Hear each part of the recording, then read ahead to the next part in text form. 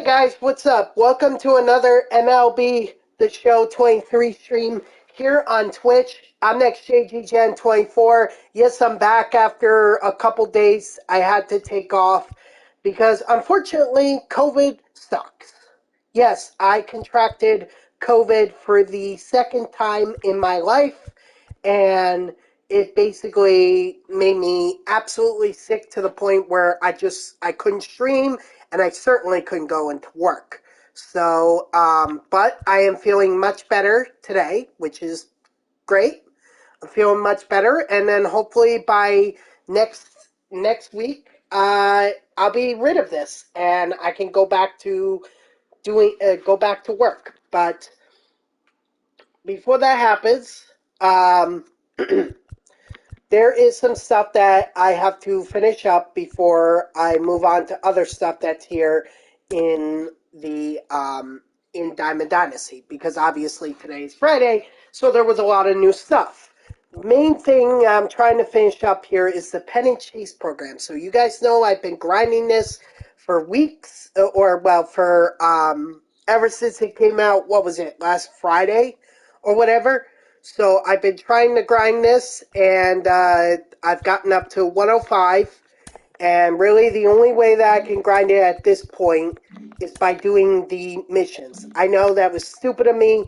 I literally could just save one of the cards for one of the cards from the Pennant Chase program. I could have saved it for up until now, and I'd be done with this program. I wouldn't have anything left to do.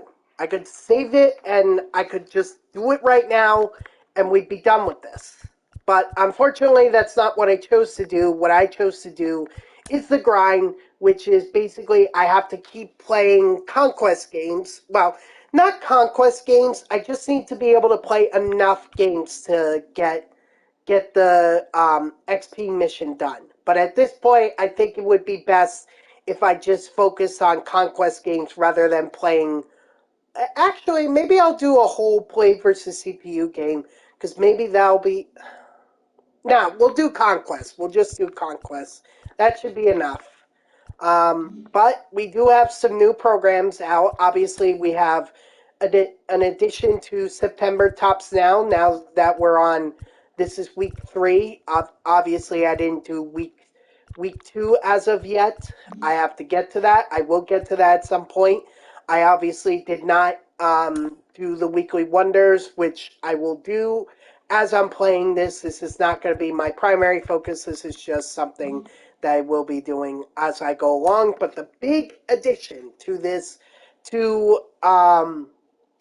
this, is this career tribute pack. This is something that we knew was coming for a couple weeks, and it makes sense as to the two players that they're honoring with this, which is Adam Wainwright as well as Miguel Cabrera. So we know that Miguel Cabrera is retiring after this season. This is his last hoorah. So, you'd hope that someone as great as he was, or he's been throughout his career, that he would have a much better ending. But unfortunately, he is on the Tigers. So, an up-and-coming team, but unfortunately not up-and-coming enough to make the playoffs one last time for Miggy. There's also Adam Wainwright. The Cardinals have already been eliminated, so I haven't heard anything about him retiring, but if he is retiring, honestly, good riddance. What can you expect from me as a Mets fan, honestly, to say? Like, of course I'm going to say good riddance. This is the guy who created 10 years of postseason misery for the Mets by doing one pitch, a 12-6 curve right down the middle that Carlos Beltran looked at for strike 3, basically setting off almost a 10-year drought for the New York Mets. So, of course, I'm going to say, sayonara, don't let the door hit, or please let the door hit you in the butt on the way out.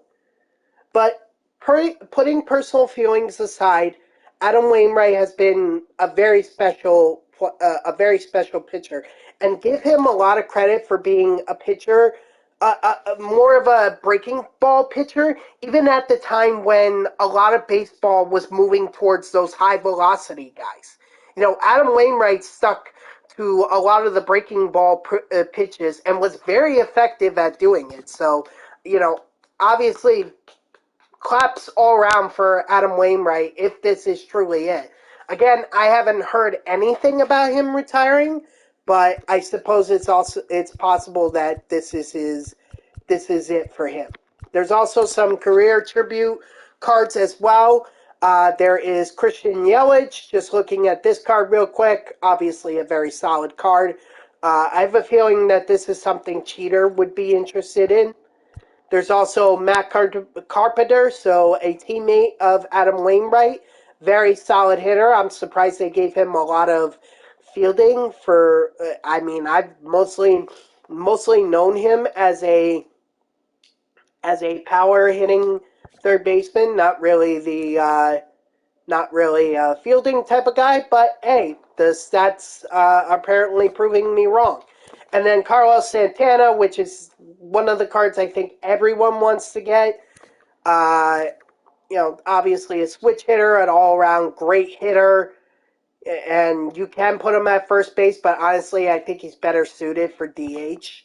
But I remember in years past, he's been one of the best hitters online, so I'm pretty sure this is a card that that everyone's going to be going after. There's also some cards that you could get out of these tribute packs, which I'm guessing are the same as the Pennant Chase packs, where it's a 1 in 6 chance that you get these cards.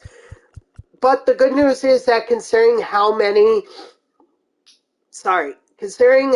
times, you were able to pull those 99 diamonds in those Pennant Chase programs, I much expect the same for these packs as well. You have Paul Goldschmidt. They put him on the Arizona Diamondbacks for this one. Not as great of a vision as I would hope, but still a very solid hitter. You also have Evan Longoria, dating back to his days at the Tampa Bay Rays.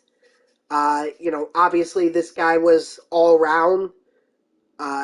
He did have a little bit of speed. I don't think he had as much speed, but he definitely was quick, at least. You also have Elvis Andrus. Not exactly the guy you expect to hit a lot of home runs. Definitely some solid power, but not exactly going to break records. This guy is a contact guy who is going to get on the base paths for you, and he's going to run them to death. Kenley Jansen, obviously we know this guy. He has a sinker, which is good, a cutter, a fastball, a changeup, and a slider. So this pays tribute to his days with the Dodgers. Mike Moustakas. I'm sorry, guys. I have to, still dealing with COVID here. I'm actually still positive, so. But yeah, Moustakas is definitely that hitter. Again, I'm kind of surprised they gave him a lot of fielding. I don't know if this image is from the 2015 postseason run that the Royals made, where they won the World Series. Certainly might expect that, but I'm not totally sure. And then Patrick Corbin. Obviously this is another guy like Wainwright, basically going to throw a lot of off-speed pitches, circle change, 12-6 curve, his slider, and then his fastball and sinker are not really going to have a lot of heat to them. So those are the career tribute packs. And then along the way, you have some other guys. You have DJ LeMahieu from the Yankees. I really wish they would have gone back to his days with the Rockies, but hey, beggars can't be choosers. So obviously, LeMahieu is a very contact guy. Again, they give him another case of a lot of great fielding, probably more than he's deserving of.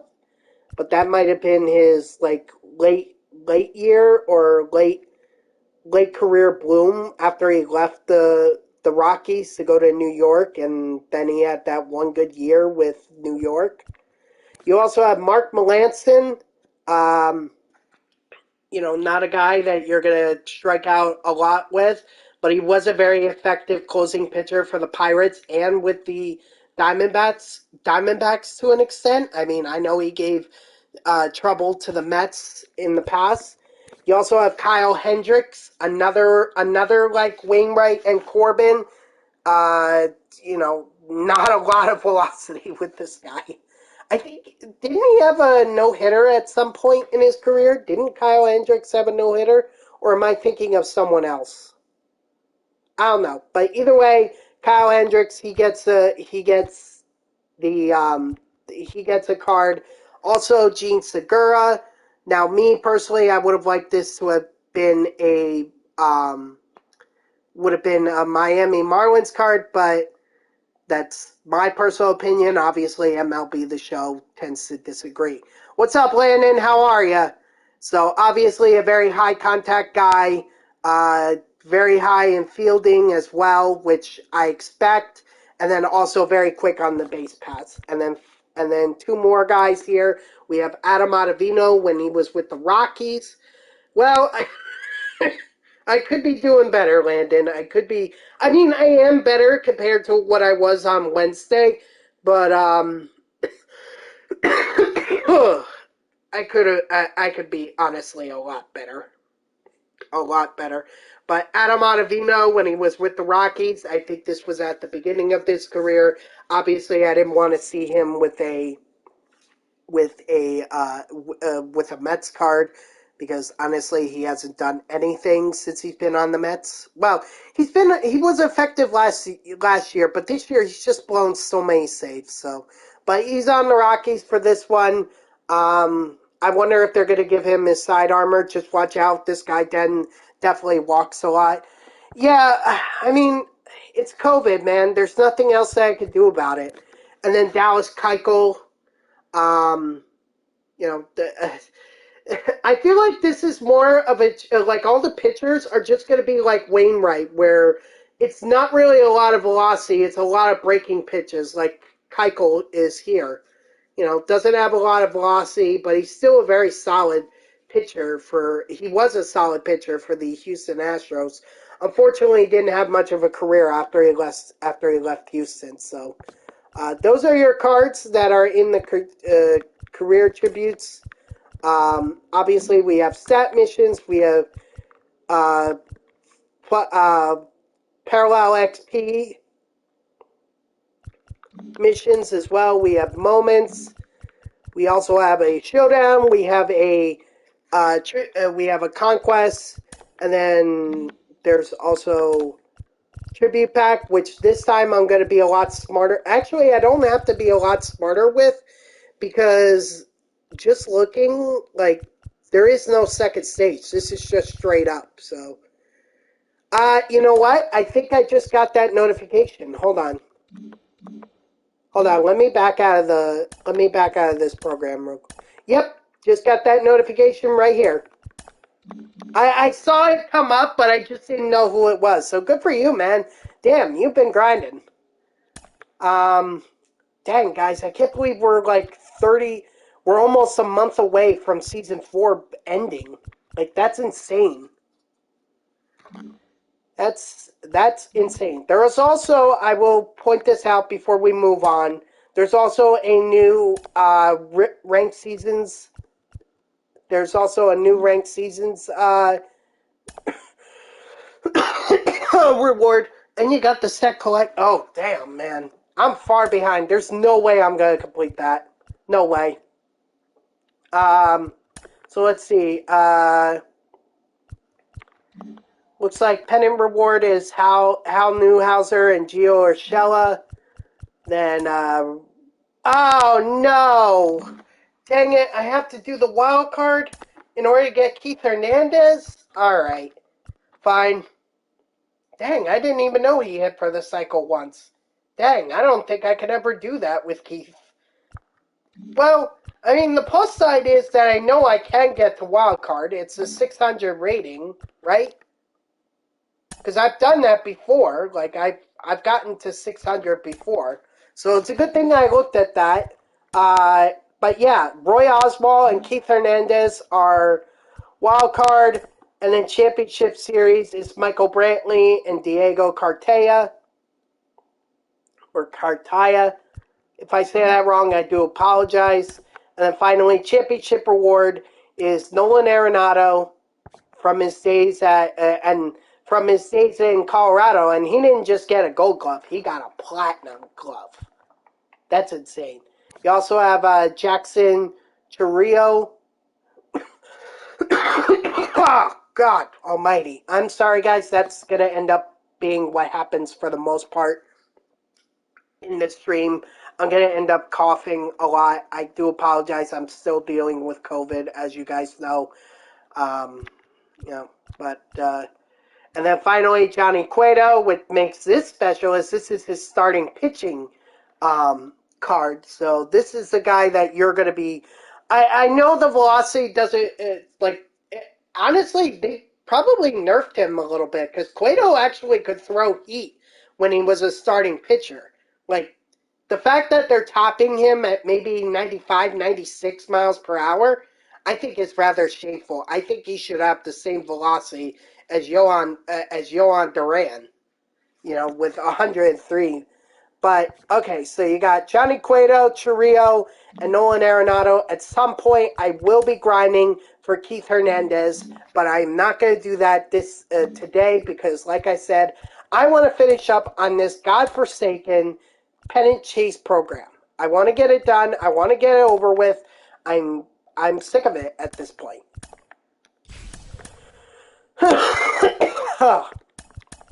And no, guys, while I had COVID, I was not making any progress at all. My commitment to you guys is that you're going to see all my progress. All right, whatever that I set out to do, I'm going to do it in front of you guys. I'm not going to do anything off stream just to get it over and done with. I'm sure I'll feel better, and I mean, look, it's COVID. I've had it before, and honestly, I should be not feeling symptoms probably Sunday, because it started on Wednesday when I tested positive for COVID, and then so really my symptoms should subside by Sunday, and then hopefully by then I'm clear of any any COVID, so I can go back to work on Monday. Batting third, the first baseman, number 8, Willie Stargell. Jesus. Well, that was a horrible start.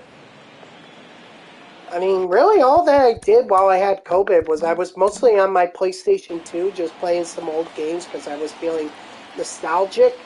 And then I was also playing a lot of NBA 2K My Career. Because I ended up going into my team. They had that trend setter reward for those guys or for those people that had 2K during when it first came out. So I got that, and that meant I got the 10 boost for all categories for 10 games, which was nice. I also got 10,000 VC, so that was also nice. All the rest of the stuff, all the other stuff, I didn't really give a damn about because it was either my team, which I'm not really focused on when I'm playing NBA 2K24, strike 3, sit down, or it was that hour-long My Player XP thing, which I don't even go online to begin with anyway with 2K. I want to strictly focus on the NBA. I don't give a damn about online. I mean, it would be nice with having online, or it would be nice because then I could get daily rewards But, excuse me, strike 3, sit down. But, you know what? It's not the end of the world to me. Not at all.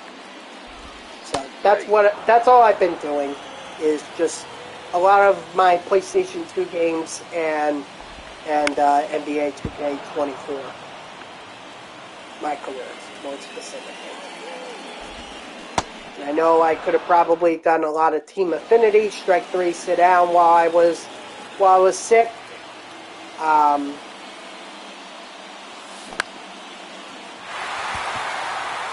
know, but I chose not to, so I'm not really worried about it.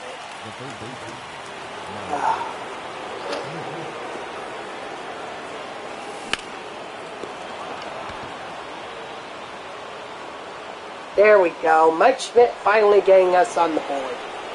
Nice. Love to see it. Alright, we're going to get Rolly up and warming here. Again, my hope, or my plan at the very least, is my plan is to, you know, get as much XP with the pennant chase players as I can, while also not putting myself in a position where I don't get save opportunities, because in Conquest you are mostly gonna get XP not by batting, so to speak, but rather by pitching. Excuse me. Pitching. So that's what my focus is here. It's just focus on the pitching and don't worry about the batting. Or at least just do enough on batting to put myself in a good position, like I did here. Oh, excuse me. The third baseman, By the way, guys, I am not looking forward to Sunday Night Football between the Jets and the Chiefs. It was bad enough that they're going to get humiliated on national TV by the Kansas City Chiefs. It's even worse that Taylor Swift is going to be there. Like, why? I get that what do I think about the program, the career tribute program? It's cool. I like it. I just wish there wasn't as many pitchers who you're not going to have a lot of velocity with. Like all these pitchers that they went with are guys that are going to be a lot of breaking ball pitchers. I get it has to relate to Adam Wainwright, but I mean, like, couldn't we have come up with other people? Melanson is not going to be a flamethrower out of the bullpen. I'm not even sure if I want to use him out of the bullpen, if I'm being totally honest. But I like that they're doing a tribute to Miguel Cabrera. Very well deserved. Did Adam Wainwright say that he was going to retire? Yeah, that's true. We did get Kenley. So there is that. But other than that, all the other guys are just off-speed pitchers. Got it. So Melanson, Hendricks, Keuchel, Wainwright.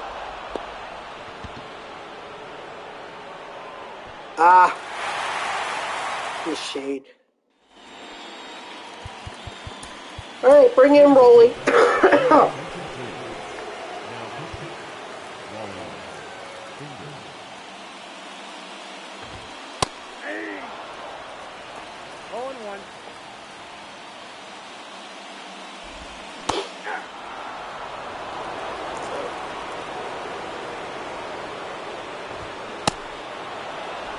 I tell you what, Landon, the other thing too that I thought was pretty fascinating, I put out on X, I was engaging in the whole idea that the Mets could go after Juan Soto this offseason because it sounds like the San Diego Padres are evaluating trade offers for him. And I put out the opinion, or I'm on the side of let's not, because we know that the San Diego Padres are going to be demanding a lot in return for Juan Soto, and rightfully so. Rightfully so. I mean, Soto is 24 years old, so he's a relatively young guy, and they want to get a lot of prospects in return. I get that. And I get that a lot of people will look at Juan Soto and say that he could be, the next best pure hitter in the game. I get that. But we know that he's going to be a free agent next year. Strike three, sit down. After next season, San Diego's not going to be able to afford to keep him. We know that for a fact. They've given out so many crazy contracts to guys like Jake Cronenworth and Manny Machado that I don't see how they possibly hold on to Soto, which is why I think they're trying to trade him now so that they can get the return off of him. And the Mets have a pretty good farm system. There's no doubt about that. They have a lot of prospects after trading away Verlander and Scherzer. They built it up. They also have some guys who have been really coming up through the ranks, like Drew Gilbert, Mike Vassell. Excuse me. And obviously we know Mauricio is going to be up. I think he's going to be on the roster next season. And once again, I don't close the roof. Wow.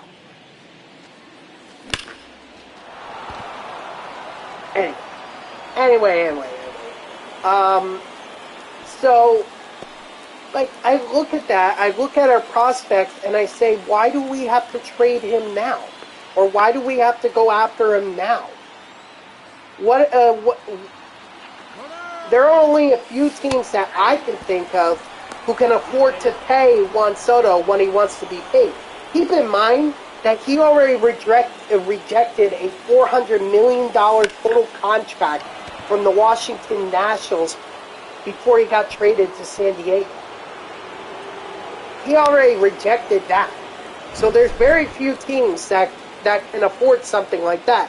I much imagine the Yankees are going to be in play, sure. But knowing that,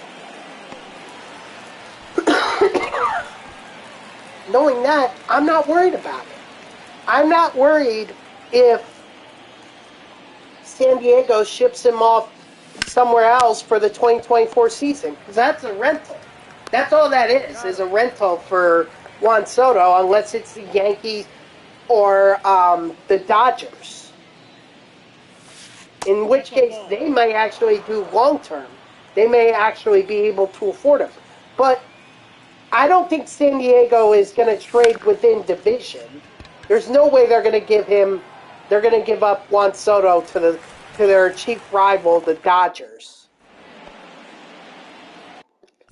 As for the Yankees, I mean, there's quite a few players that I can think of that the Padres may want.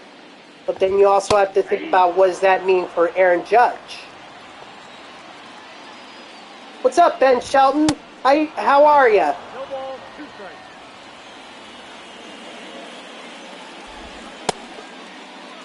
Tell me he went. Dang it. Well, I've honestly had a crappy week, Ben. Unfortunately, I tested positive for COVID for the second time in my life, so unfortunately, that kept me off stream Wednesday and Thursday. Nah, no worries. I mean, it's COVID. I will probably by Sunday. By next week, I should be fine.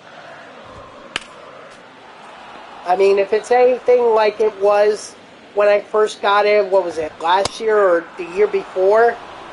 Yeah, it was last year. It was last year when I got it.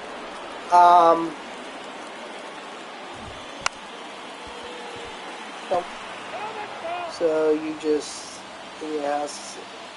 Yeah, exactly. I'm working remotely. Or, well, I haven't worked actually. I didn't work. I was sent home early on Wednesday. So, and then I didn't work yesterday or today. My manager is already discussing the possibility of,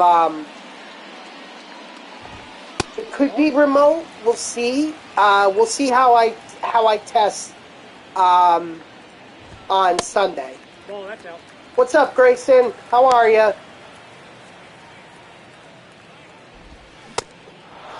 Two balls, one strike.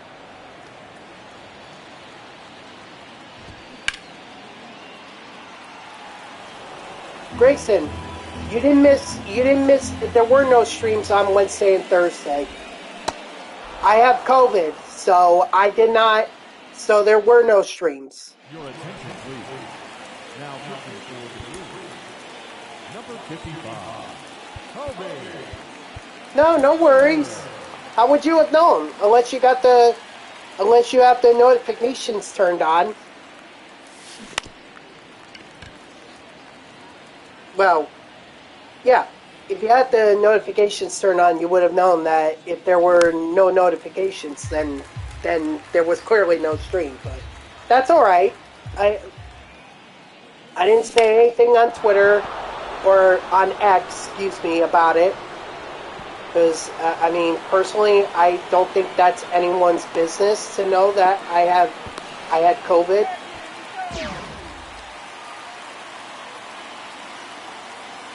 Is that the girlfriend that you got back together with?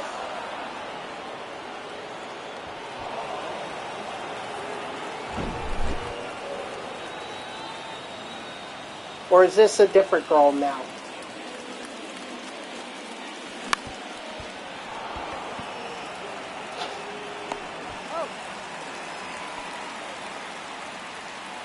Different? Ooh, alright. Well, what happened? You guys, you said you got back together with your old girl. Or the girl that you were telling me about, the one that ended up having her house burned down. Like, what happened? You got back together with her, but then you split again? Alright, then, whatever.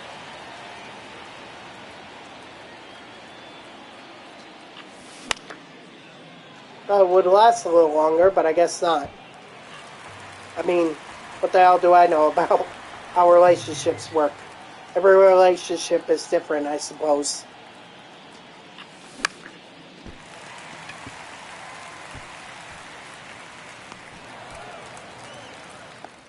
Well, alright. Hopefully this girl, hopefully she makes you happy, Grayson. You know, that's the important thing in a relationship. Not about are you gonna get some action or whatever. It's about, you know, is this girl ultimately gonna make you happy? Okay, all right. If she's, well, then very good. All in one. Yeah. I mean, I'm assuming you're still in school, so you still have a lot of time to be able to, you know, figure out your whole life and everything. So, but I mean, at this point in my age, when I look at relationships, you know, I'm thinking, okay, is this a girl that I might end up spending the rest of my life with? Like, is this someone that if I look at her and if I picture her for a moment, is this someone that, you know, I'm gonna end up doing a lot of other stuff with, you know? So that, but you know, I'm in my late 20s at this point, so you still have plenty of time, Grayson, to be able to figure out what it is that you prioritize in a relationship. So. Oh shoot! I shouldn't have.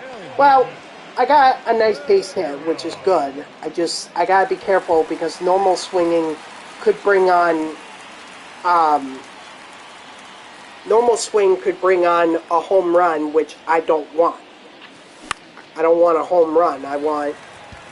I just want base hits.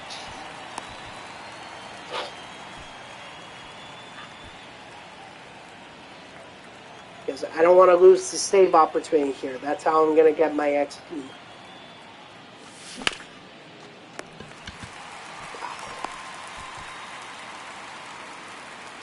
So I got a contact swing, and unfortunately that means I may not get a lot of base hits.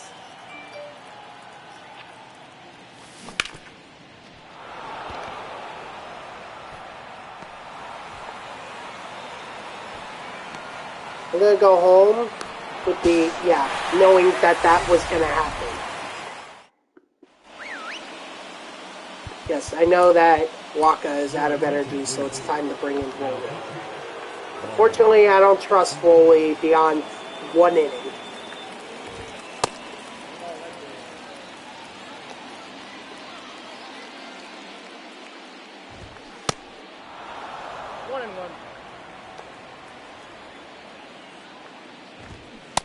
The worst part about getting COVID is that I didn't even think it was COVID when I first got it.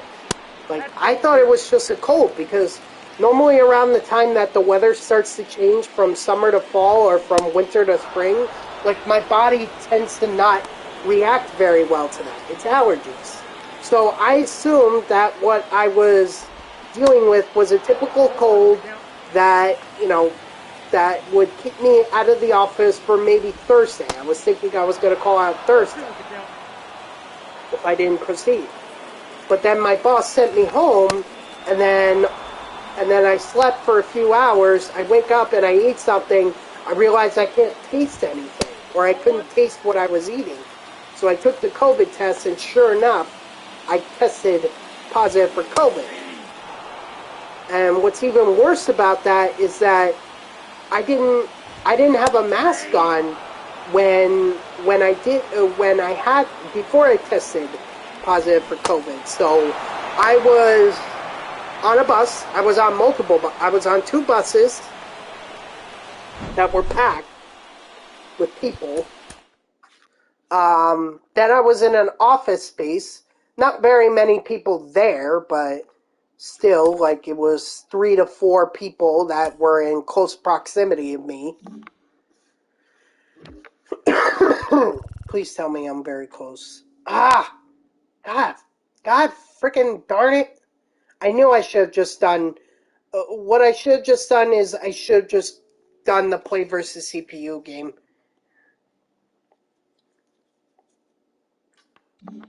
Oh well, I'm committed at this point, so...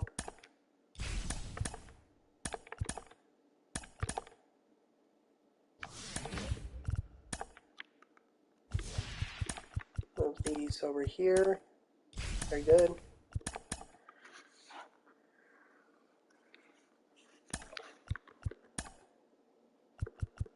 Alright, there we go.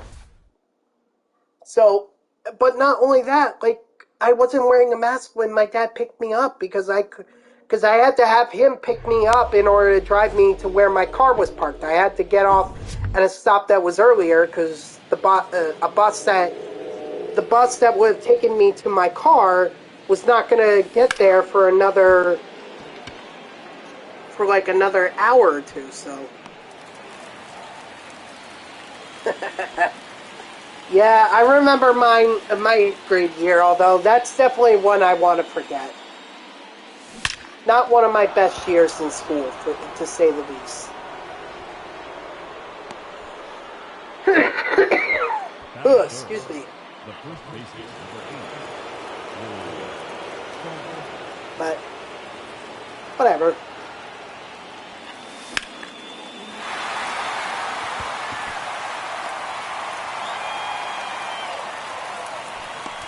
Yeah, so, like, my dad possibly, I mean, so far he has tested negative, which is good. I prefer he tests negative considering he was among the most at risk for COVID. He had open heart surgery, so but I didn't know at that point when he picked me up that it was COVID. I was thinking, oh, it's, probably just a cold. Well, boy, how am I wrong. Now, if he gets sick and hospitalized, now I'm at fault. Look, Ben, it's COVID. I mean, the good thing is that I'm young. My body, it's been through this before, so it knows how to fight off COVID. And I'm doing a lot better than I was on Wednesday and Thursday. So I'm doing a lot better. I can be better, but I've improved since Wednesday and Thursday. Those were probably the worst out of the days that I had COVID.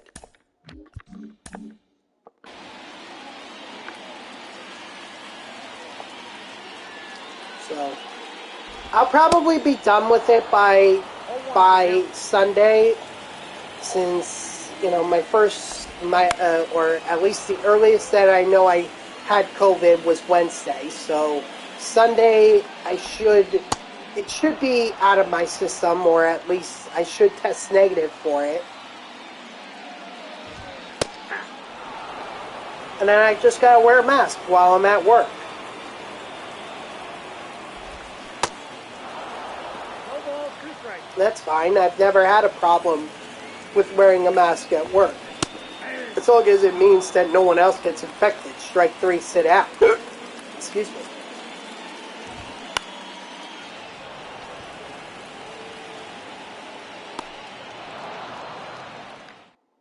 Your attention, please. Now pitching for the Blues, number 55, Kobe Milner. 0-1, no strikes.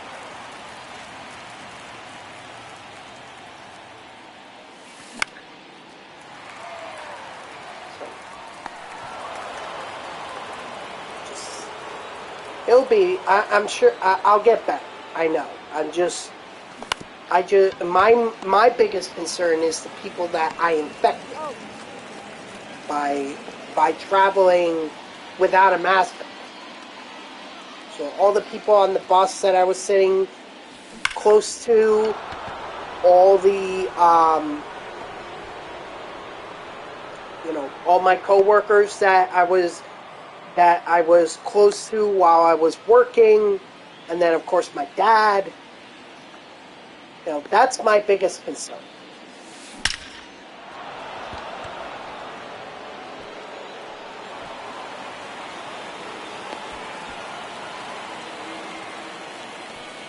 Ladies and gentlemen, your attention, please.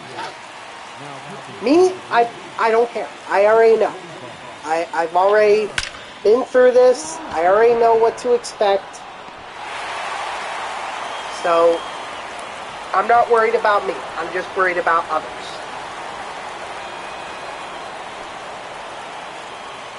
I mean, had I known it was COVID, I wouldn't have gone anywhere. But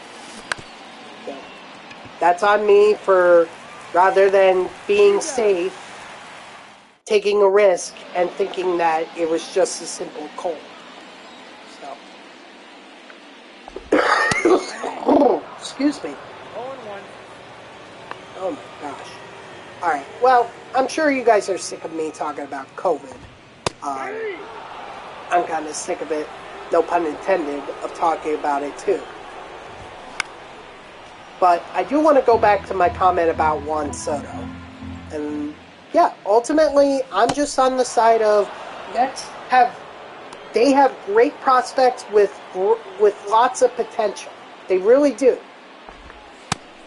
They really do. And the last thing I want to see them, or the last thing I want to see happen, is that you trade all these prospects away for 1 year of Soto. Like, And that was the point that I made on X. I was like, listen, we have to think about what we gave up when we traded for Javier Baez. You know, we gave up Pete Crow Armstrong.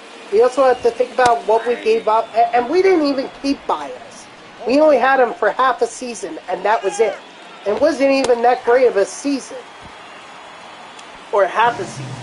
I mean, he was great phenomenally, but 2021, the Mets had fallen out of place, or out of first place, and was basically in a free-for-all. Strike 3 set out, by the way. So, what was the point of getting Baez if the team ultimately didn't improve? And that's my biggest concern with getting Soto. Oh, excuse me. What if Soto decides that he doesn't like New York? What if he decides that the Mets are not a fit for him, so you just gave up all these prospects, all these people that you were growing and developing into major league players who could have had the potential to be on your major league roster? You gave them to the Padres so you could get 1 year of Juan Soto, and Juan Soto decided he didn't want to be part of the Mets organization anymore, and he decides to hit free agency. That's ultimately what my point is. Juan Soto, he's going to have a full year, so there's plenty of time for him to, like, make at least there's a chance that he could decide to stay in New York. I mean, after all, that was the risk that the Mets took when they traded for Francisco Lindor, and Lindor ended up loving it in New York. He ended up signing a 10-year deal, albeit I'm not a big fan of a 10-year deal for Lindor. And oh my gosh, I can't even finish my point. And Lindor just had a 30-30 season. 30 home runs, 30 stolen bases. Now, did the Mets season exactly go as planned? No. But he has been a very solid shortstop for the Mets since they got him. Very consistent, too. He has played over 150 games since he has been with the Mets, which is good. You want to see him play at that position very consistently. However, knowing that you're going to have Mauricio there, you also have, who's the second baseman that I'm thinking of? There's not Vientos, not Alvarez, not Beatty. Who's the other Met, baby Met that I'm thinking of? Oh, maybe it is Mauricio. Well, you know that you have Mauricio who can play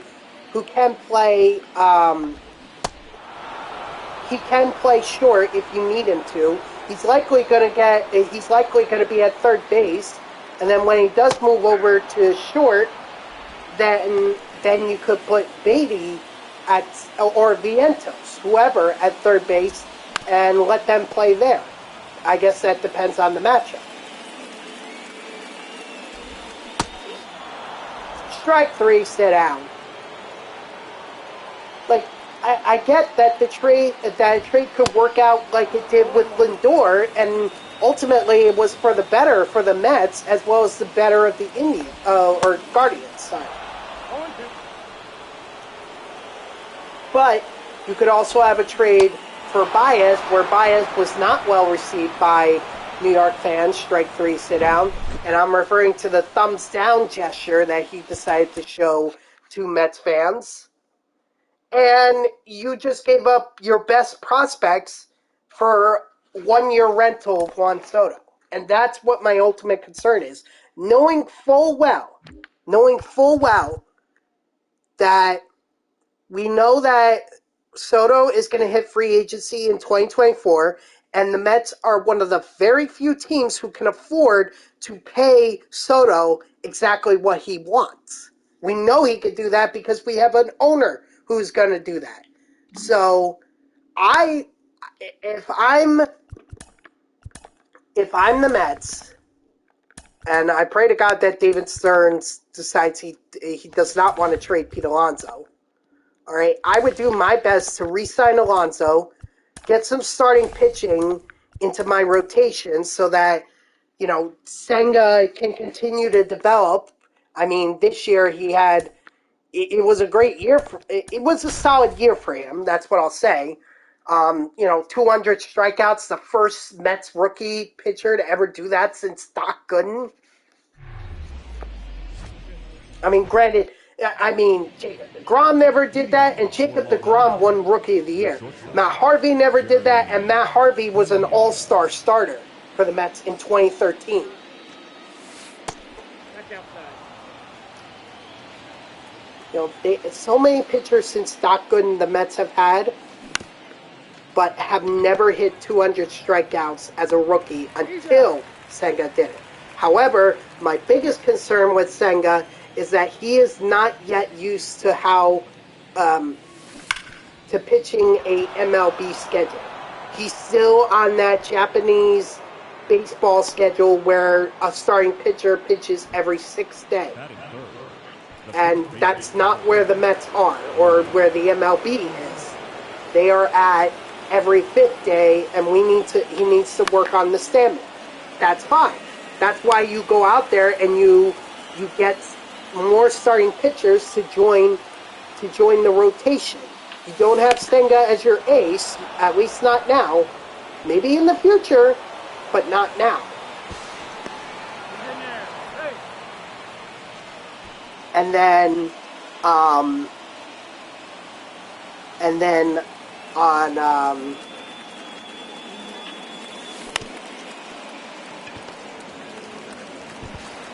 then that's what you focus on for this offseason. Re-sign Alonso, get some starting pitching, get some bullpen depth. Because if it's another situation where we have Diaz go down and we have no one to be able to fill for him, the Mets are in trouble. Okay? Robertson did a solid job, but even he was asked of too much. Ottavino was clearly not the guy. Ottavino is clearly a setup guy that's going to get to the 9th inning. Basically the bridge guy to Diaz. So that's where I think the 3 priorities for the Mets are. It should be. Re-sign Alonso, get some starting pitching, and get some bullpen depth. Do those 3 things, and if you still want to pursue Soto, well, just make sure it's a good deal, okay? Don't just give up your top prospects because you want Soto. And no, I'm not just... and I've already stated some of the guys that I would not trade for Soto. I would not trade Vasil because I think Vasil has a chance at... I think he has a chance at being a starting pitching in the Mets rotation at some point. He's like this year he was, I kept hearing about how good he was doing with the Brooklyn Cyclones. So Vasil, I definitely like. Not Gilbert. Who did I say? Hold on. There were other guys too.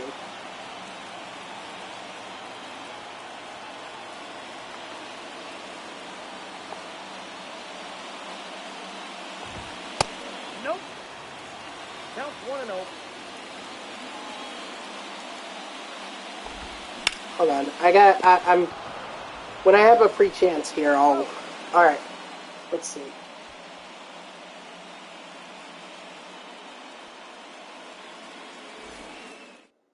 Your attention, please. Now pitching for the Blues, number 55. There's gotta be a way, like, on your... Well, I could see replies, yeah, sure. Leading off for the Lions, the left fielder, Alex Gordon.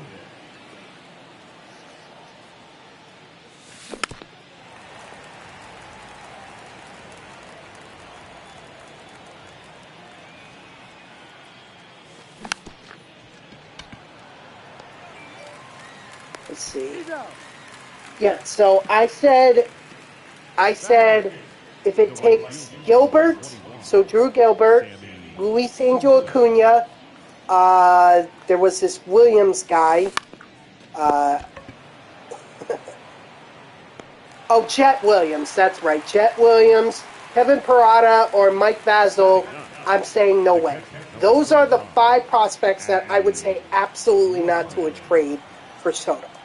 Now, someone like Colin Hawk, I would definitely consider sending to San Diego. One, because we already know our shortstops are pretty much backed up. All right. I don't know why the Mets decided that they were going to draft him with their first round supplemental pick. That doesn't really make a whole lot of sense to me. But Colin Hawk, I would definitely consider.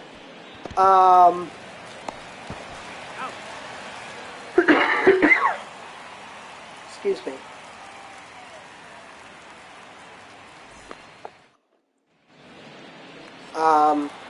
Let's see. Who are some of the Mets' top prospects?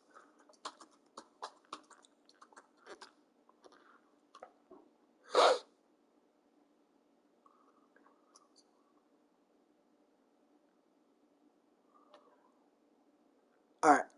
Here we go.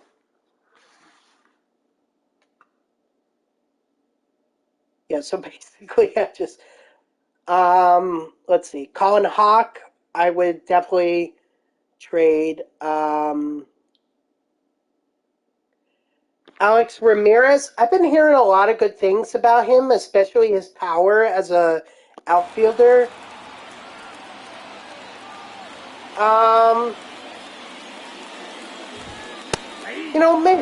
Maybe. I think I would consider him.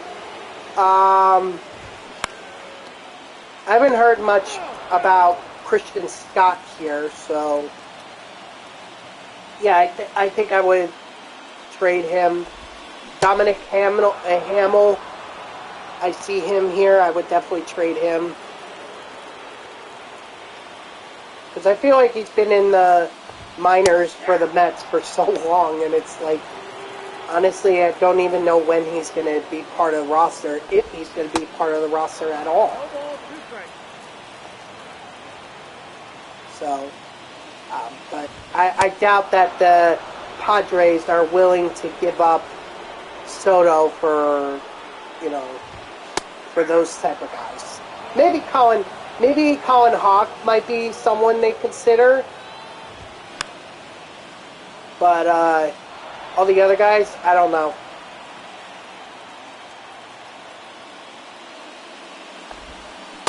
So, but like I said, if the Mets can't get, if they include one of the 5 that I've listed already, which is Jet Williams, Drew Gilbert, Luis Angel Acuna, Kevin Parada, or Mike Vasil,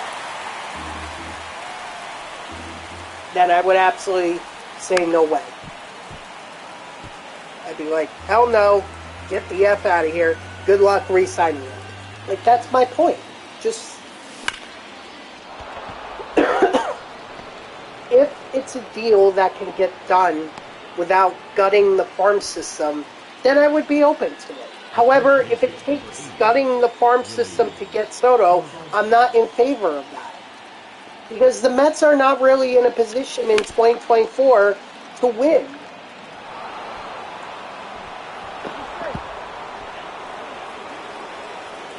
Honestly, I don't see them taking the division from the Atlanta Braves.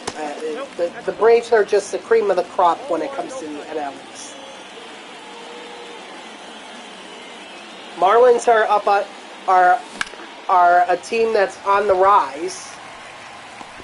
Although, I think it's pretty funny how we see a lot of... I saw this Marlins history Twitter account that was basically calling for the Mets to be the evil... for the teams of all the other fan bases to, like, rally against the Mets. And I just thought that was so funny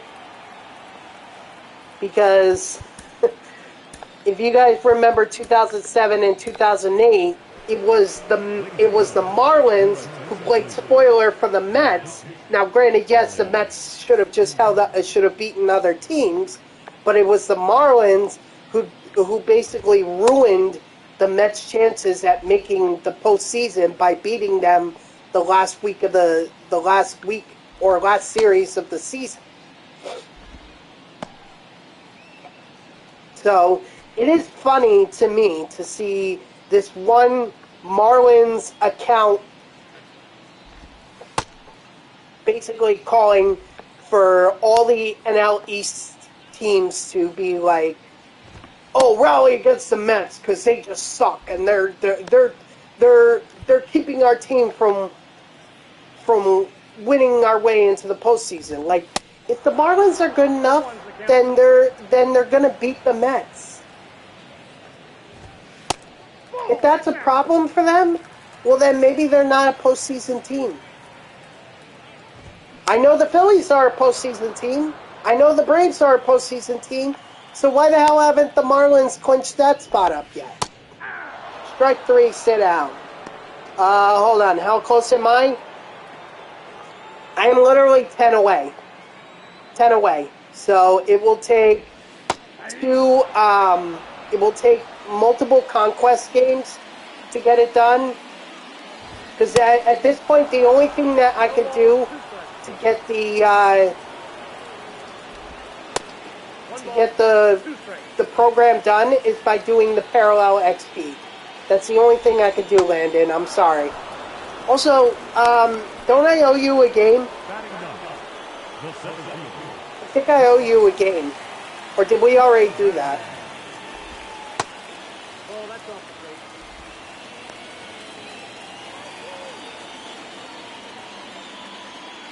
Let me see. Okay. I wasn't sure if we did it already or if we... Because the whole COVID thing just kind of messed me up mentally. That it's like, I don't even remember... I can't even keep my head on straight. But, okay. I thought I owed you a game. I'll be sure to get to you. Honestly, if you just give me... We could do it at the end of the stream here, and then that way I don't have to move on to anything else. Excuse me. Oh, there we go. So that's literally that's it. That's or well, that's one down. That's the mission completed once. Now I gotta do it. Now I gotta do it again. Oh my god, look at all these freaking packs! This is insane! Let's just open these Chase Pennant packs. I mean, I'm probably not going to get anyone. Yeah, see? I didn't think I would get anyone. Oh my god, look at this. I've got no standard packs, no ball in his habit packs, I have no diamond duels packs, and I have no jumbo packs. I just have no packs at all. There's a shortage of packs. Alright, I'm going to do...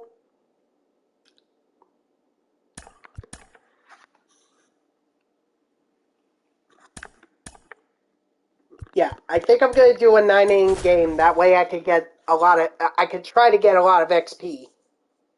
Hopefully this time it goes a lot better than it did, what was it? Than it did the last time. Yeah, so just give me give me some time to finish up this program, and then we can do that,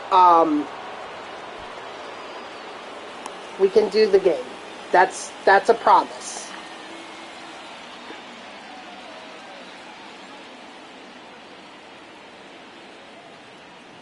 Runner, yes, yes. Oh, right down. Let's go.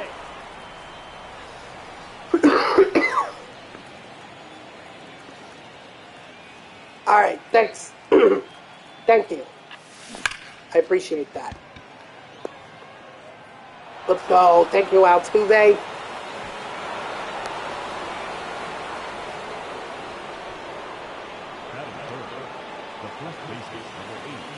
I mean, the issue is not really... It's so much goddamn XP. It's like almost 2,000 XP you have to grind here in order to complete this program.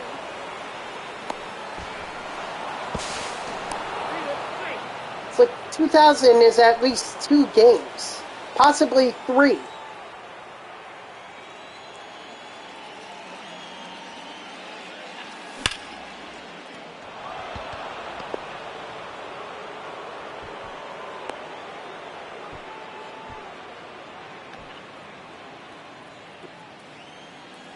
Especially when you consider the fact that most of my lineup, 2/3 of my lineup, are Pennant Chase program players. They're not even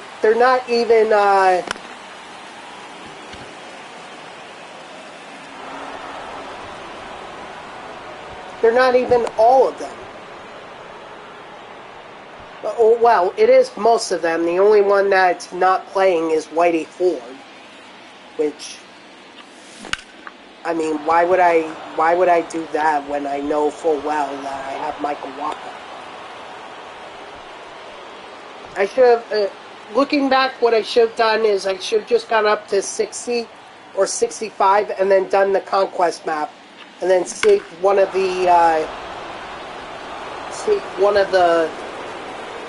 those Pennant Chase packs players for this moment, and then I could have had it done and over with.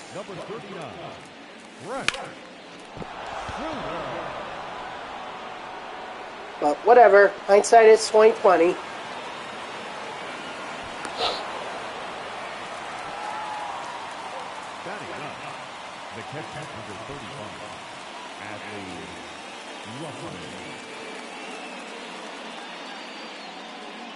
Well, with my streams, there are things that you learn to do, and there are things that you learn not to do.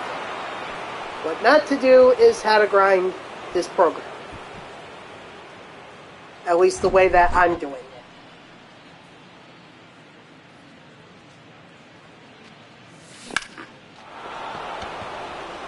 Because it takes a lot longer, takes a lot more work.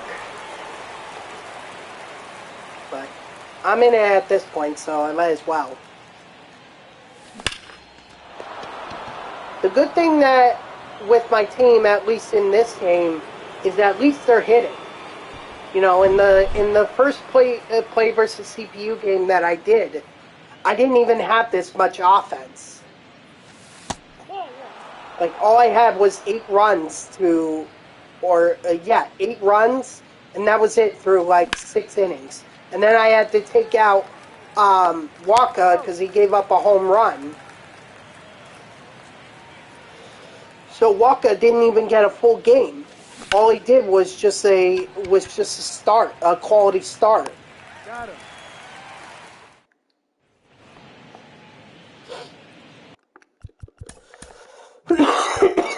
Excuse me. God. Sorry, guys. That's the COVID that's talking.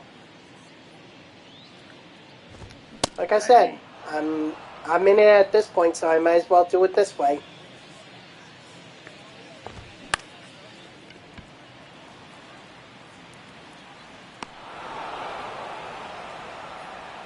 But it's at least a good sign that my batters are scoring with 10 runs in the first inning.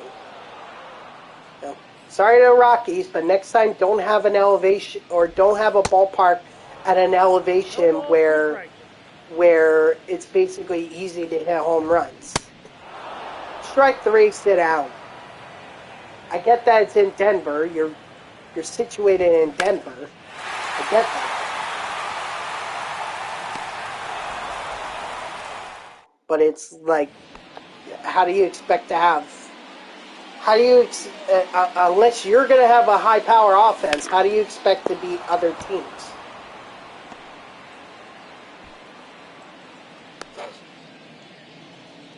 By the way, guys, just an update on my fantasy football. Aaron Jones came back, but he stunk. He stunk. I mean, the Packers' offense as a whole stunk. They all stunk, so it was just... It was not a good game, but I was willing to put that risk in there. Because I know at some point that... Because I felt Aaron Jones was going to be better than what Damian Pierce was going to be. Certainly better than what the Atlanta running back was going to be. So I have no regrets on that. But I'm likely going to lose this matchup too, unless Geno Smith is going to go completely off for me, which is possible against the New York Giants, considering that the Dallas Cowboys did that. Number 59. But will Geno Smith be the guy that ultimately wins it for me? I don't know. I mean,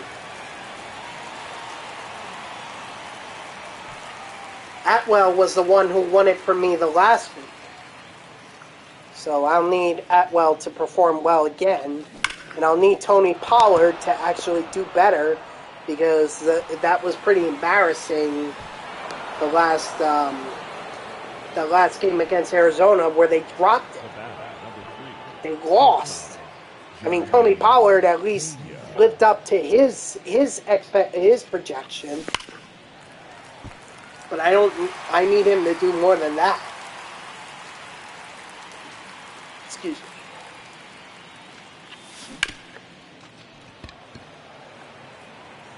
Nope.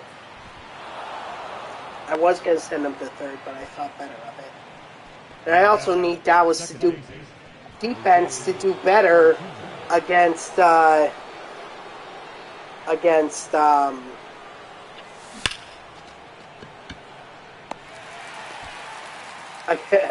New England, because the fact that they got embarrassed by the Cardinals last week was pretty bad.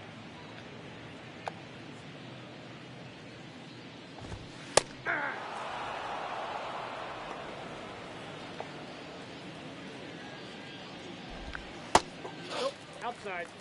But that's it on the fantasy football update. I mean, my opponent still has Jalen Hurts, which is not going to be fun unless Washington is going to actually stop him. But I doubt that. Strike 3, sit down. So, honestly, going back to the Juan Soto thing, it was so great to see a wide variety of Mets fans engage. Like, because a lot of them were on my side. They absolutely agreed with my opinion of just waiting for Soto to hit free agency. And then there were a lot of other people who said, no, we need to trade for him now and do whatever it takes to get him. I don't think either side is wrong, honestly. I think what ultimately unites us as a Mets fan is that we know we want Juan Soto on the team, and we know we want him either for this season or not for this season, but for 2024 or 2025. So we want him within the next year or two. We know that. It's just, a matter of how we get that. It's kind of like politics. Politically, I think both parties want America to be strong, and, they ultimately just want what's best for the American people. It's just a matter of how you do it. And that's why we have different opinions, different political opinions. Just like with the Mets fans, it's not all about, it's not political. It's just, do we get Juan Soto now and risk gutting our farm system, or do we risk waiting on him in free agency? He's out. We know it's going to take more than $400 million to get him. And we also know that his agent is Scott Boras, which basically takes Cohen to the cleaners. Because he knows Cohen will do whatever it takes to win. And if that means paying up for his agents that don't end up panning out, then he's good with that. But that's his job as an agent. Scott Boras, his job is to get his players paid, and he does a very good job at that. Whether you like him or not, you can respect the fact that he does his job. He does it very well. Hence why a lot of the top agents, why a lot of top baseball players end up signing with him as an agent, because they know that ultimately Boras is going to get them their money. He's just a pain in the ass to the owners. Now that's right fielder, Sammy Sosa. Excuse me.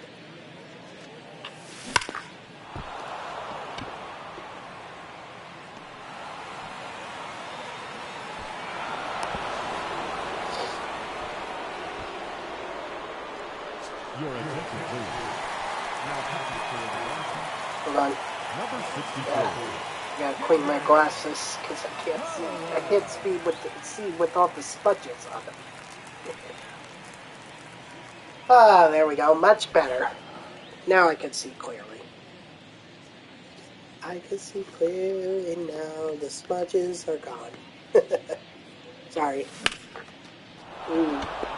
Definitely Rushman. Obviously, Gordon and Rushman and Sosa, they don't count towards the Pennant Chase programs, but anything they could do for XP works out just as well. Because I'm trying to get them for set 3. You know, still trying to grind set 3. Set 3 is going to be obsolete in a matter of over a month, like 34 days we're talking here. By the way, guys, since I am feeling well enough to be able to do a stream tonight, I will do a stream on Saturday and Sunday to be able to make up for those streams that I missed out on Wednesday and Thursday. So, at the very least, this weekend we're going to get started on the Career Tribute program. At some point, I do want to do the Tops Now program, just so I could get the cards ready for, just so I could get those cards ready for the September monthly awards program, which I'm guessing is going to come out not this coming week in October, because they still got to do week 4. But I would guess the following week. The week of October 8th is when I expect them to release the monthly awards program, which, by the way, I do want to remind you guys that the week of October 8th is when my new hours are starting. So that means that the stream will move up to 3 p.m. Eastern. Excuse me. My God. I swear to God, guys, I am not dying. But, so, October 8th, that will be the first stream that is at 3 o'clock Eastern. It will end at 6 p.m. promptly. Alright? No matter how close I am, I gotta make sure I end it at 6. That's a ball. And then that will begin the new schedule, or the new streaming schedule. And then we'll see how it goes from there.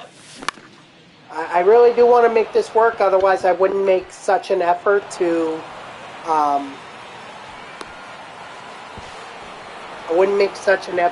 continue the streams.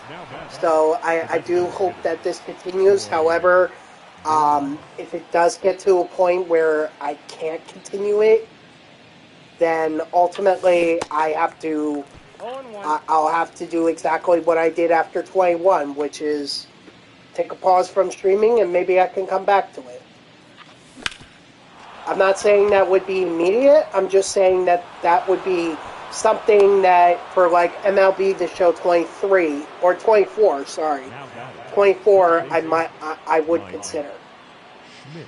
Again, we'll see how it goes. I don't want to do that. I want to hope that it continues. However, if my situation changes, or if the situation changes, then I have to make work a priority over streaming. Unless all of a sudden I become like a big time streamer overnight, and all of a sudden now people are now I'm making a living on streaming, but I doubt I'm going to be able to do that. Lord knows I've been doing this MLB The Show 21 and MLB The Show 23, and I haven't gotten to that point yet. People told me I've had the potential, but clearly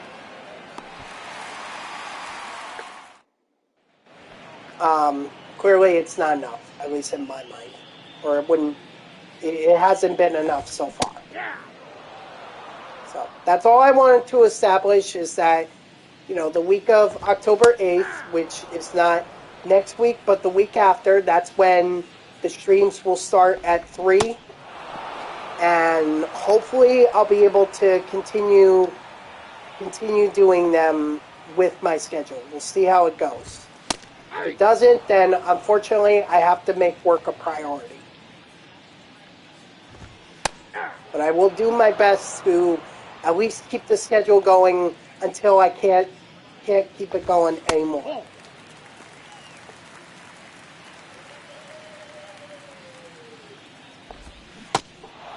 Strike 3, sit down.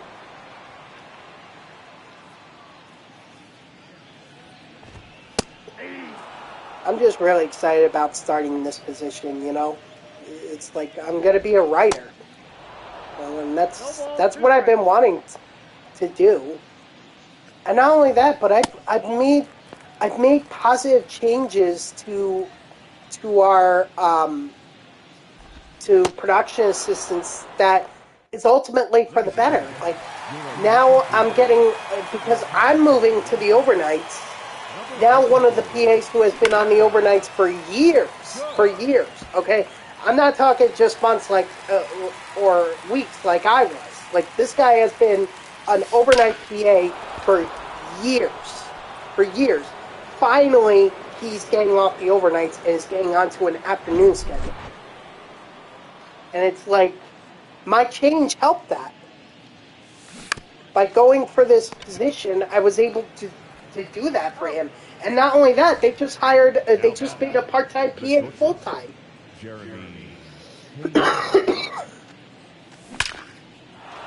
So, I'm not saying I was a logjam or anything. No, not at all. At least I don't think I was, but because I agreed to take this position, all these changes are becoming better for not just for myself, but for my coworkers, for my fellow PAs. And ultimately, that's the best case scenario. The job change not only benefits the person who's changing the jobs, but is also benefiting others, his or her coworkers. That's the best case scenario. It's all around good, and I'm happy about that. It doesn't just benefit me; it benefits a couple other coworkers as well. And that's all I can ask for. Come on, get over his head. Get over his head. Get over that fence. Let's go! All right, nice home run, Stargell.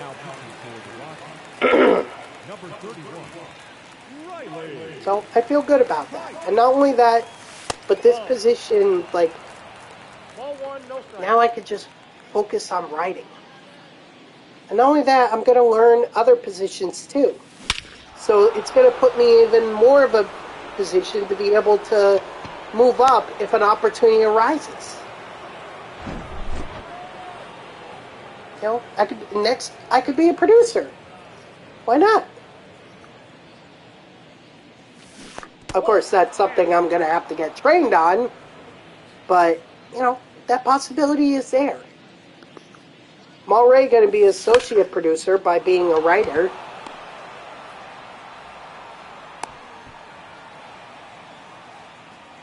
Now back, the center fielder, Jackie Dragon Jr.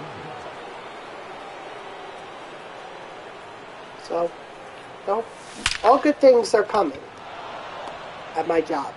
And not only that, I got a good pay raise too, so I'm not going to say how much because I don't want to, you know, I don't want to reveal that kind of stuff, but it's a good pay raise. And I'm happy about it. Honestly, it was a lot more than what I was expecting.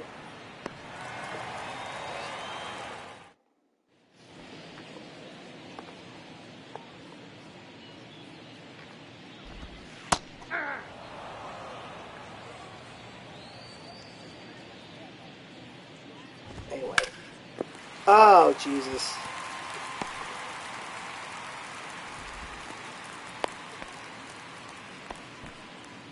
The batter number 24, second baseman, Ryan McMahon. So what have we got going on in terms of baseball at this point?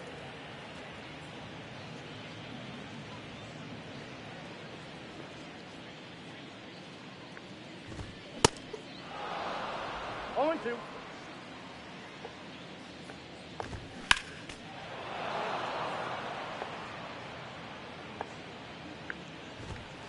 Oh, 1-2.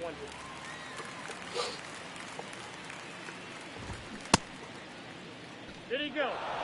Yes, he did. Strike 3, sit down. The third baseman, number 7, Brendan Rodgers. Oh, shoot. Oh, yeah. Oh, well, no hit bid is out. But that doesn't reward you with any XP anyway. It's more important to get the complete game shutout. 2 strikes. Ball, that's just out. I actually just realized that. There we go. Double play. That's one way to shorten up an inning. Nice.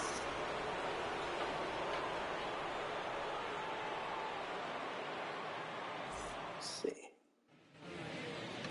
Yeah, Mets game against the Phillies has been postponed.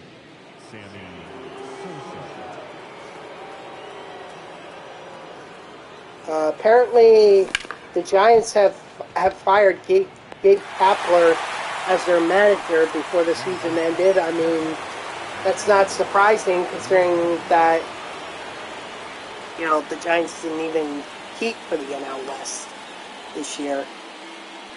But they have a young core that's up and coming. You know, and just obviously they felt like Gabe Kapler was not part of their plans. Do I want the Mets to go after him? I'd rather them promote Eric Chavez. That's even if they're going to get rid of Buck Showalter. Which I think they should, because I don't think Buck really understands this. I don't think he understands this era of baseball. Like, he's not to be hard, not to call him a bad manager or anything. Obviously, he's been a great manager, but isn't it funny how teams, after they fired him, teams went on to great success? Like, think about it. The Yankees, they won a ton of World Series after they fired Showalter. The Diamondbacks got they got a World Series in 2001 after Showalter was fired, and then the Orioles got to the playoffs after Showalter was fired. I don't want to make it seem like a pattern, but you can't deny that, you can't say that it's just a coincidence that all three teams that Showalter has managed went on to some sort of success after he was let go. I just hate the way that he manages with the rookies and everything. Like, Alvarez didn't get, I don't know why he didn't get much of a shot, even with Narvaez being back. He should have been given more time than Narvaez ever should have. Vientos and Beatty didn't get a lot of time either. And Mauricio wasn't even called up until September. So it's like, how can I trust Showalter to manage all these young guys that are supposed to be the cornerstone of the Mets as they rebuild? I just don't trust Showalter to do that. Now, I trust Eric Chavez to do that. One, because he knows these guys. He knows how to get them batting. And two, I think he understands how to manage in this era of analytics. I don't think Showalter does, but Eric Chavez does. So I'd like to see them get rid of Showalter and promote Eric Chavez to manager. I think he would be effective.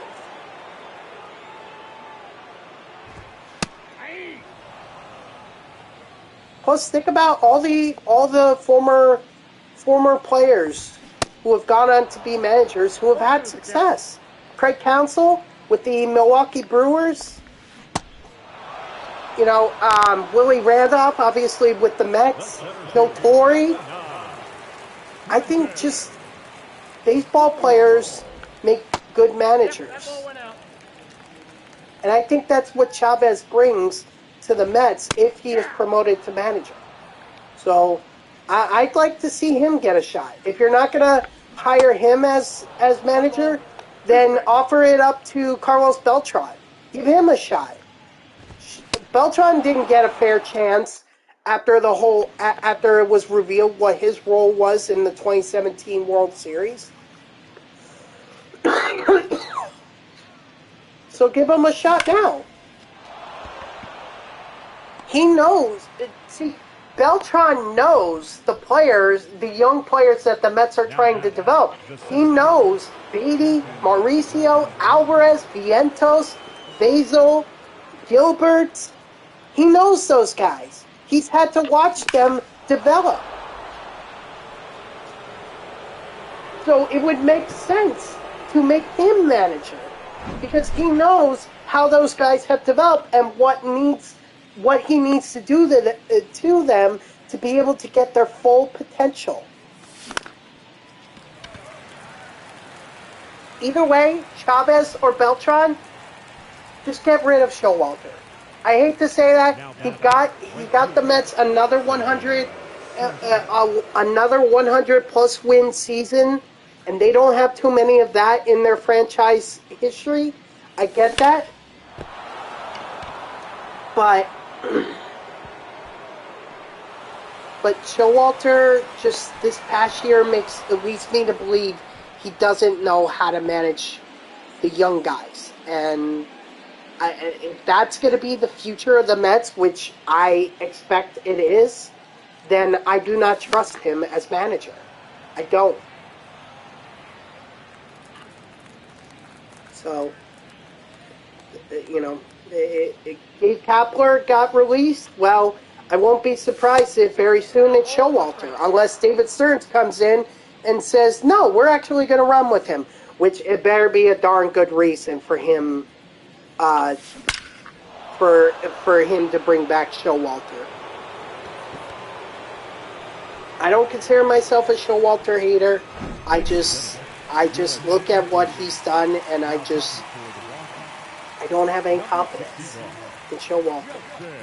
I can see why the Yankees and the Diamondbacks and the Orioles moved on. I can see why.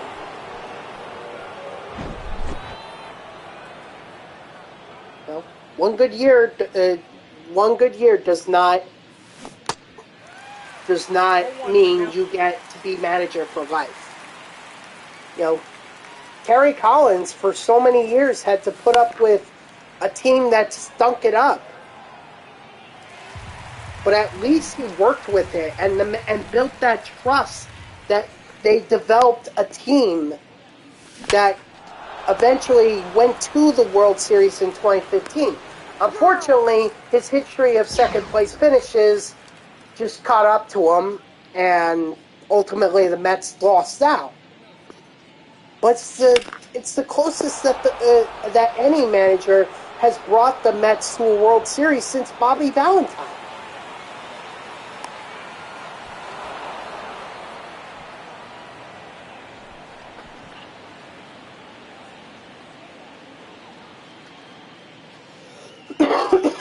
Excuse me. 0-1. So,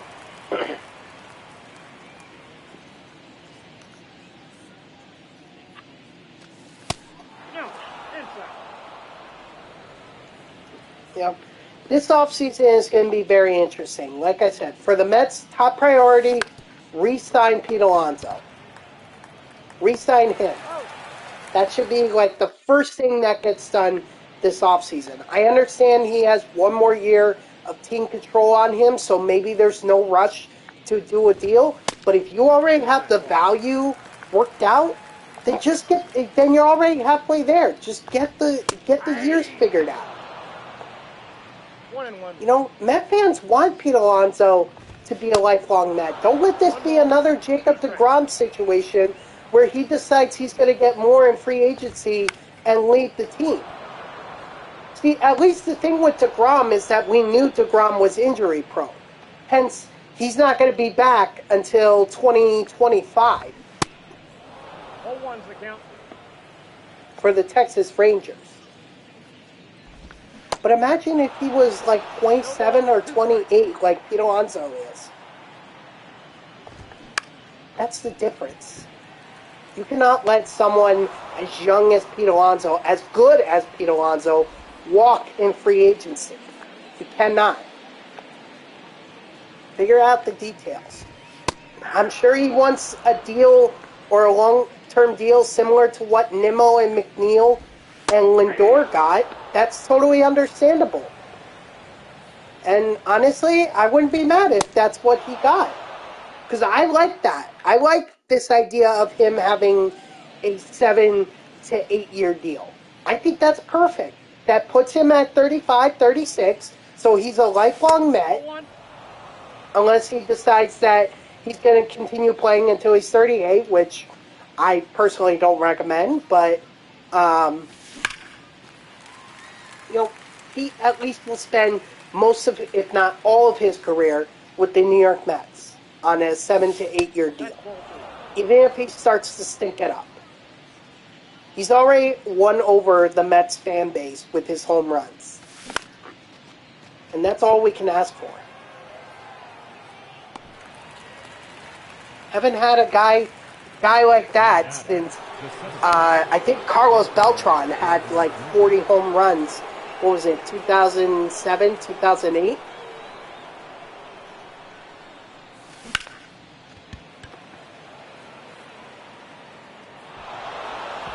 So, you know, Pete Alonso is the guy that you give a long-term contract to. Don't try to figure this out. Don't say, oh, we'll wait till next year, because if Pete Alonso has an even monstrous year next year, as he did, or as Aaron Judge did before he signed his long-term deal, then he's going to want even more money. And you already have the value figured out now, so get the years. Get the years in. Years shouldn't be too hard to figure out. He's in there. Hey.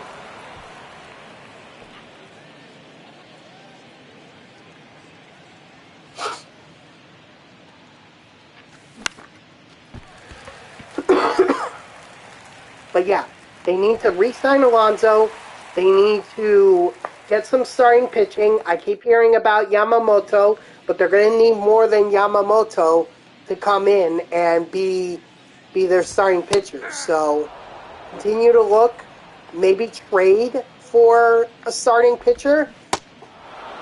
No ball, 2 strikes. Aaron Nola might command a lot of money, but if you could get him on a on a small term deal, like a 2 to 3 year deal, and you don't overpay for him like you did Verlander or Scherzer, then you should be good.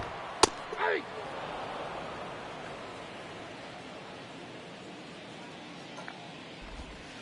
Hey.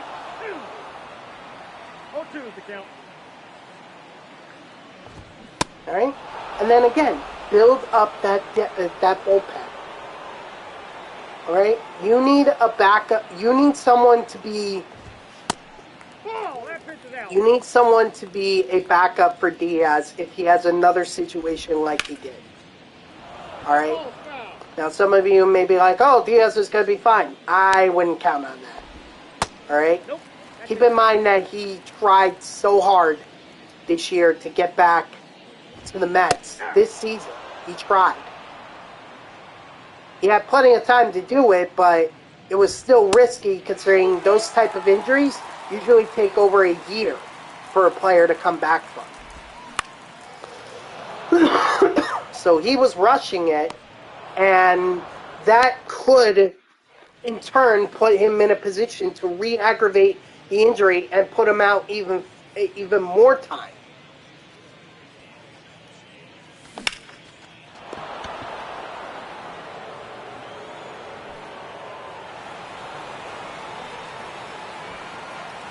Oh, I'm done. Oh, no, I'm not. Thought I was, but apparently 65 speed is enough to leg out a triple at Coors Field. Who knew?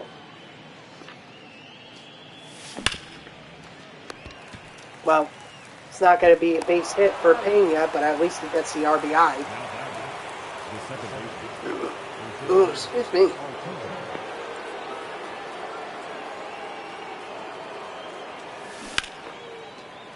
Oh, foul ball.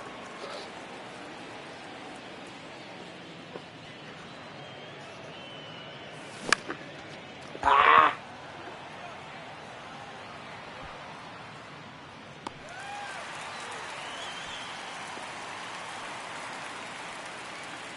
The first baseman, number 8, Willie Stargell.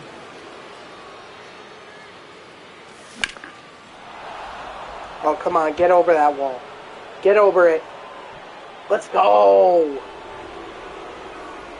Home runs are good XP, so someone like Stargell getting that, only good things.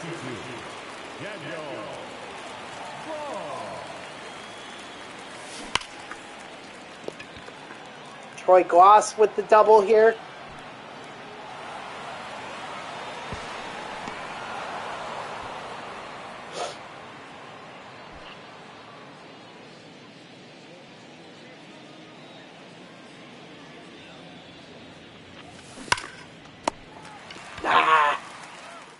Come on, Schmidt.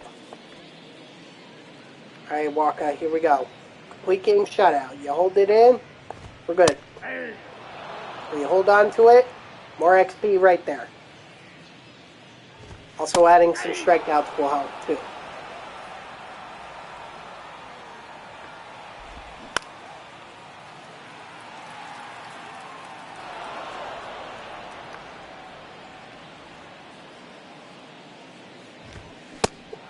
Strike 3, sit down.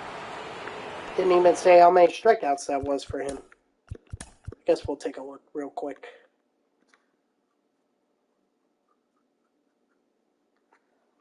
$17 strikeouts. Just looking here, Pena has a home run, so does Altuve. Stargell has 2. Troy Glass has 1. Jackie has 2. I mean, the bottom of the order has been getting it done with Gordon, Sosa, and Adley each having at least 1 home run. But they're the guys that I don't need. They're the guys that I don't need to do anything. It's the guys that are part of the program that I need to do something. So this will be solid XP for Waka and for all the other players part of the Pennant program. You know, complete game shutout, 17 strikeouts. multiple home runs by Stargell and Jackie Bradley, 1 home run by Pena, Altuve, and Schmidt, and then also some other hits too. Jackie Bradley with 6 RBIs. Let's see. Gordon got up to tier 2. Ooh, unlockables. 20 packs! Where'd he get that from? Redman Diamond Duos pack. Alright, let's see. 940? That's it?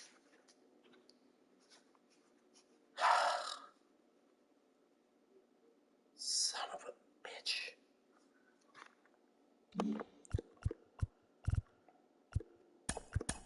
Well, I mean, the only way I know how to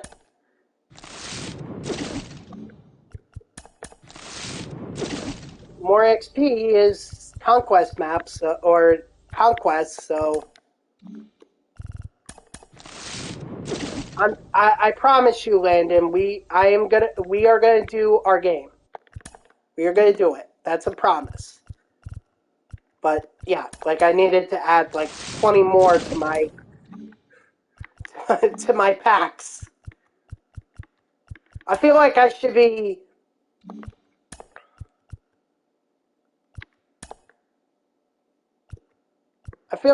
just put them back out to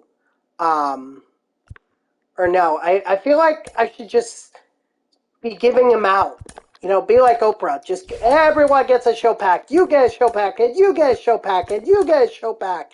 Everybody gets show packs.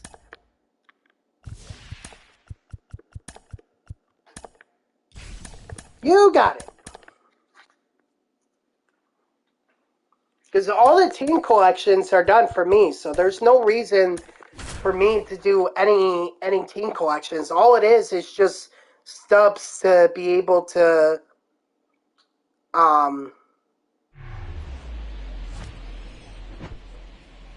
just stubs to like to be able to buy extra cards with, but I already have over 500,000 stubs.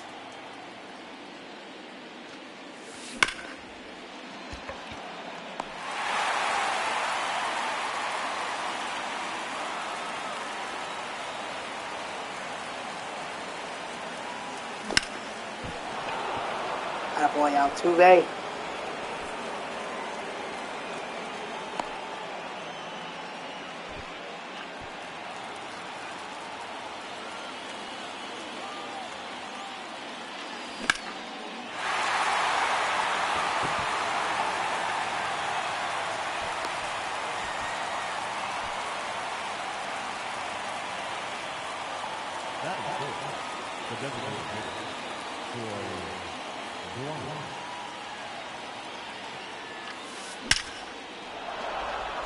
My boy Troy.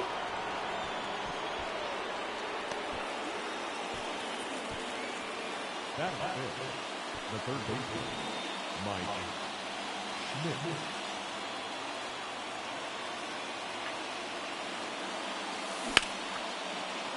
Ah! Oh, wow.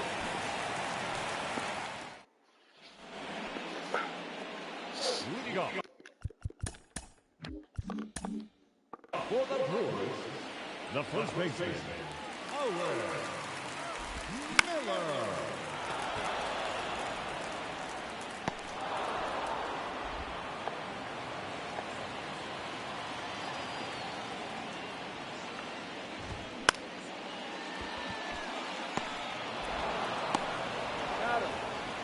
If I could do this quickly enough, I might be able to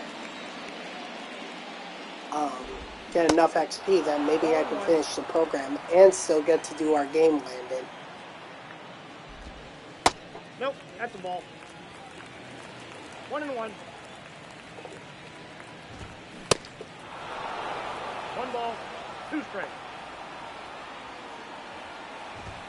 3. Strike 3, sit down. Ladies and gentlemen, your attention please. Now, I mean, look, play versus CPU is always going to be a crapshoot. I mean, honestly, I don't know if I've ever gotten over 1,000 parallel XP by playing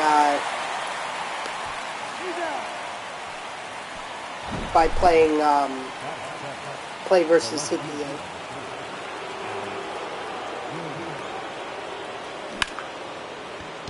At least in a program. So I've certainly never done it for September Tops Now cards. Or not September, but any Tops Now cards.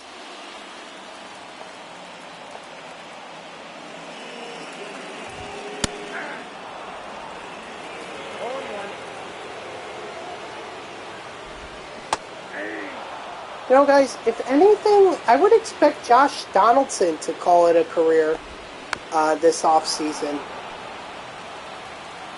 Seems like he's been in the league for a long time. I think he might be one that calls it a career.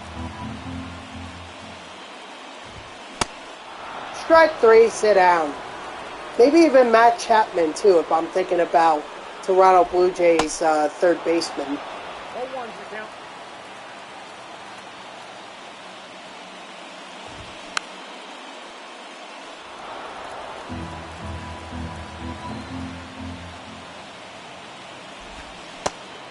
Strike 3, sit down.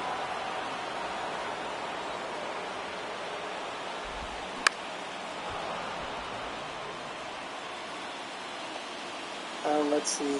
Anyone from the Mets who I might expect to... I might expect Starling Marte to call it a career. I mean, after his testicular surgery, I mean, I don't know how... if he's honestly going to be 100% by next year. But he's definitely someone I would expect to say, hey, I want to hang up the cleats, I want to call it a career. Let's see.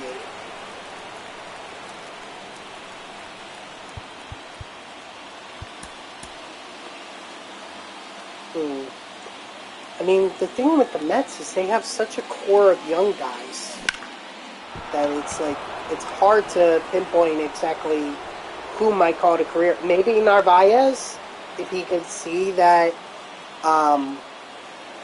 if he sees that Alvarez is the future and he's really not. So maybe Narvaez.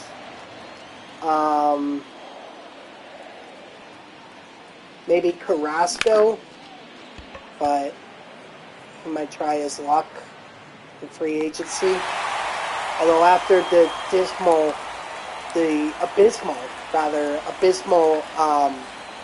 year they had this year, I mean, I don't see how any team wants to take a chance unless they want him for namesake.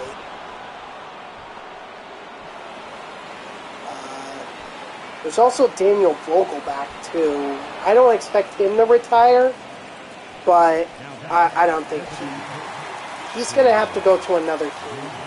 He has to.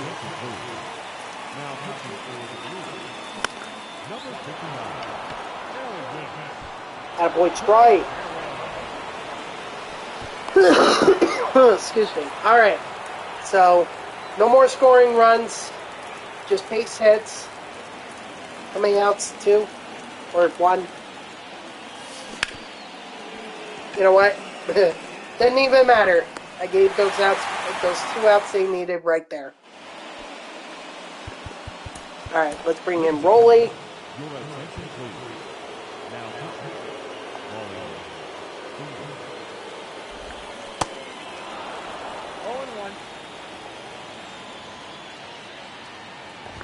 And actually, since it's Friday, I mean, I could go a little bit long on the stream too, Landon. I mean, I could go over 3 hours. I don't care. There you go. So we could go as long as we want on the game. Strike 3, sit down.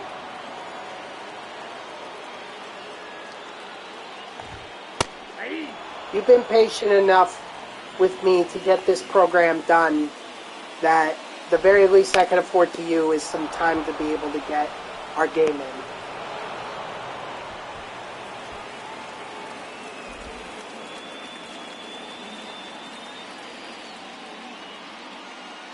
But either way, this program is getting done tonight. I'm not leaving off stream until, or I am not going off stream until it is done.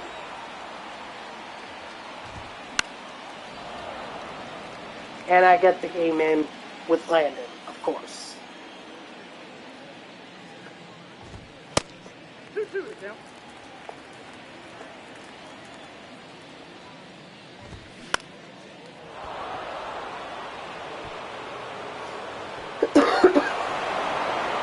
Alright, that's that game. Obviously, that is clearly not going to be enough for to complete the mission, but it will get me closer. Altuve goes up to tier 2.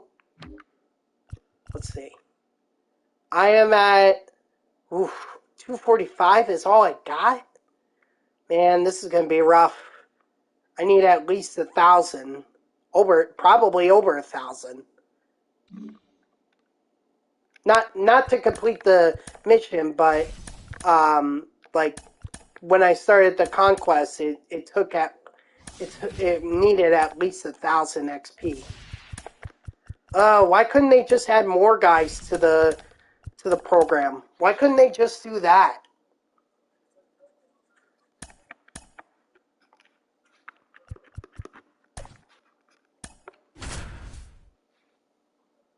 Of course, the other question I should be asking is why didn't I just save one of those players? Why didn't I just save one of those Pennant Chase Pack players for this moment?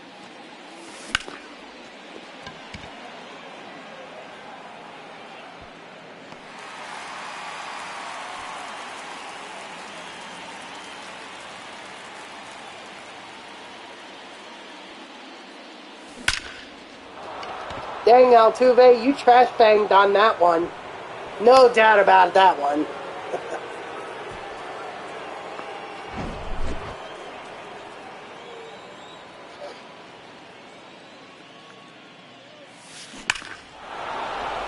And Stargell follows it up. See, now this is good.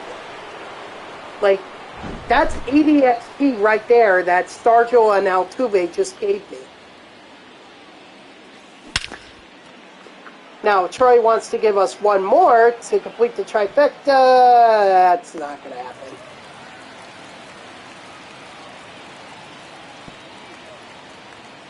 That is it. The third baseman. Although Mike Schmidt could do it too. And he did. That's 120 XP right there that I just gained with Altuve, Stargell, and Schmidt. That's good. That's very good.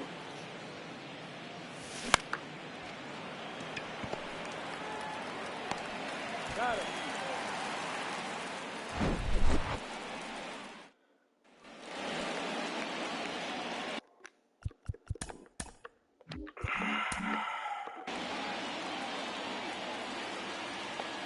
Sorry, I just needed to see it again. Is it still raining out there? Or did it let up? Oh, nope, still raining. God. You know, I know we talked about last week, it was, or last weekend, it was Tropical Storm Ophelia, but I kind of feel like that tropical storm is happening now. Strike 3, sit down.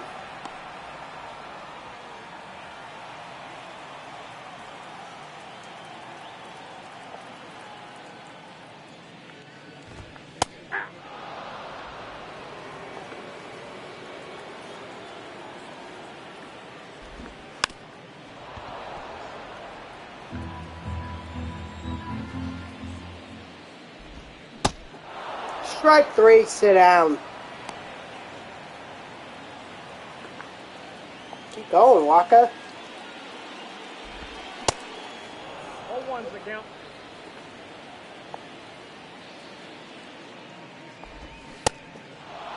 No ball, 2 strikes.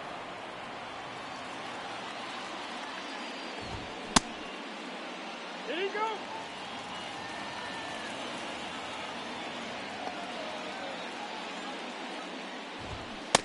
Strike 3, sit down. Ladies and gentlemen, your attention please. Now looking for the blue.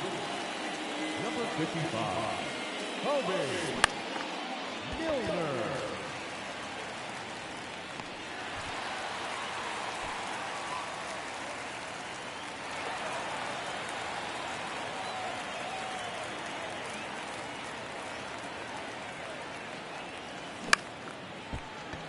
That boy Sosa.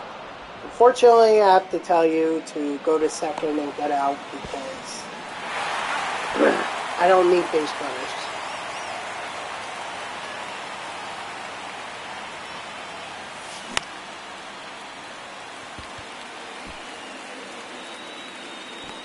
I mean, I'll use the base runners when Pena and Altuve are back up, but everyone else, not so much. Gotta get the XP somehow. Ball.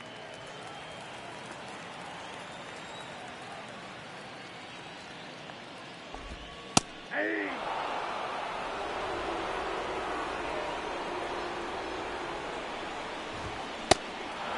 Strike 3, sit down. 4 strikeouts by Waka. Amazing. In a conquest game, hardly ever get that. We got 1 ball, 1 strike. 1 ball, 2 strikes.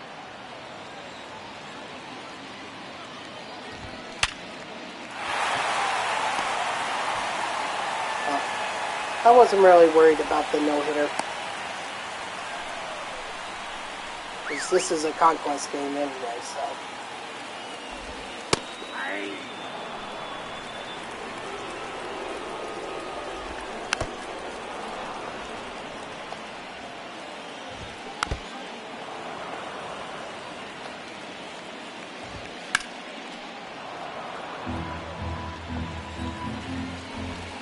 That's a ball.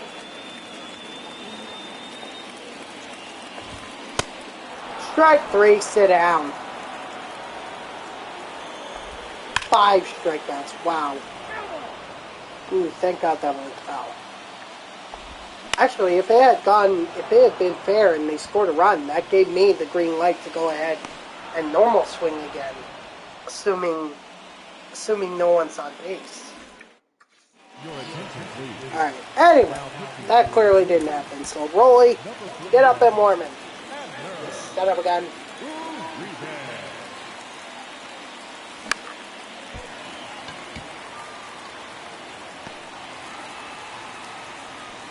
Now back, second baseman, Jose Altuve.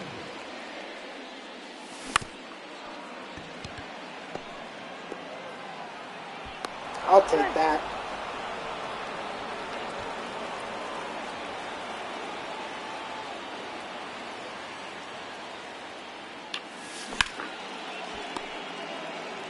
Double play, of course. Alright, let's bring in Rolly. Let's finish this game out.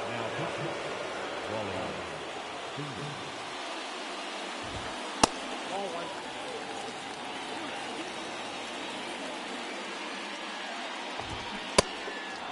We got a ball, 1 strike.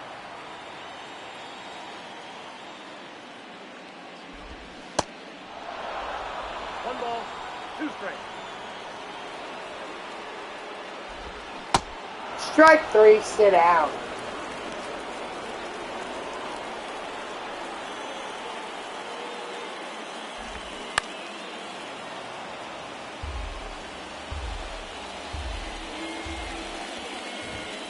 Hey!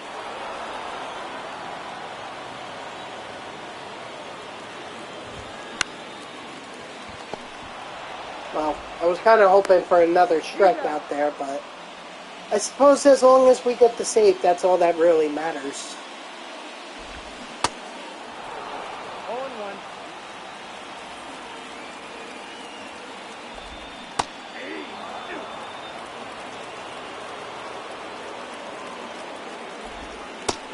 Oh, that's out.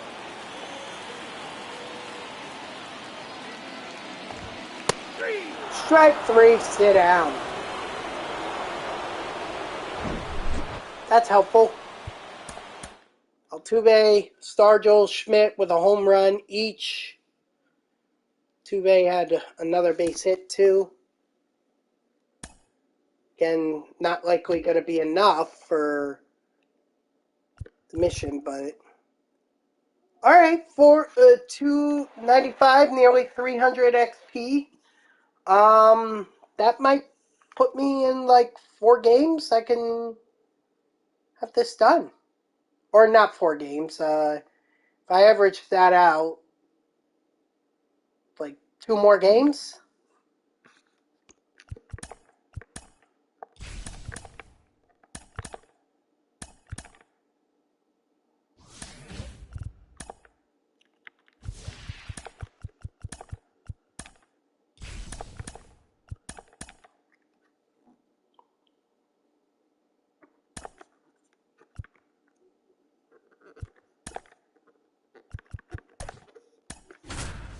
Let's do it. Ow.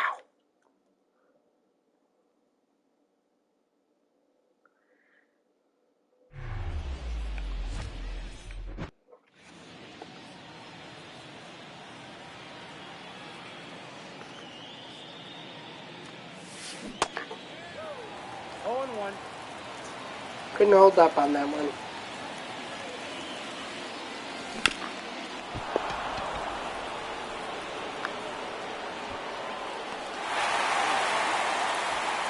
That was close. That was close.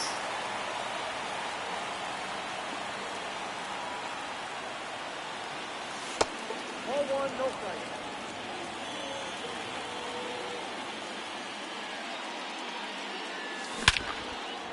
There we go. Trash banging again. I'll take it.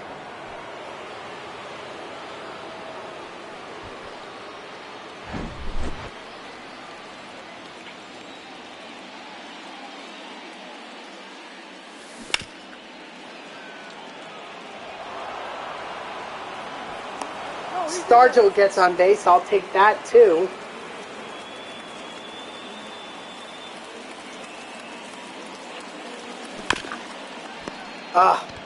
Double play.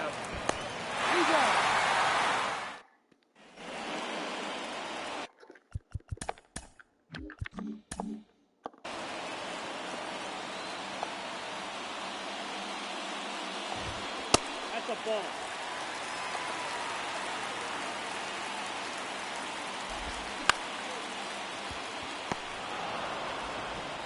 He's out. I promise, Landon, we will do our game. Alright? If I have to go past 9 o'clock, I'll go past 9 o'clock to play the game.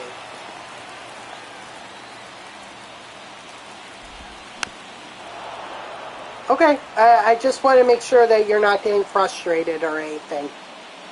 You know, you've been extremely, extremely patient with me, and I appreciate that. I just, some people I've had in the past are like really get frustrated with me, and it's like I asked if you can let me do this, and you said you were fine, and you know, so you've been extremely patient, which is something that I'm usually not used to dealing with.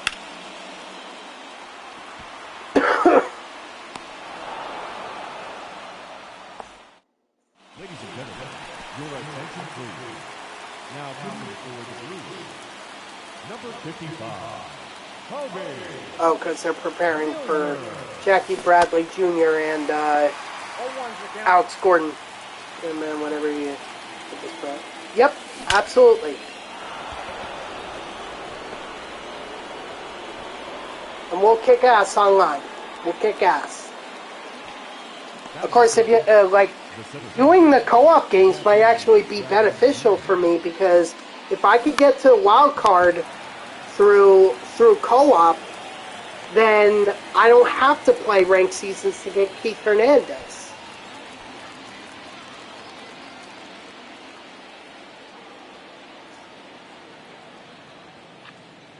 Because I've done that. That's happened before, albeit it was mostly, what was it? It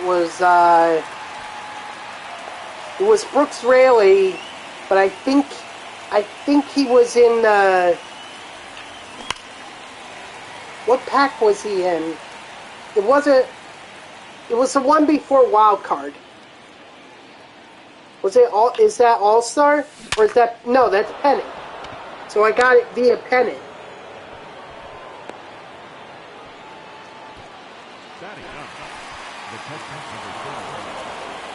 Before, getting Brooks Raley through Pennant. So.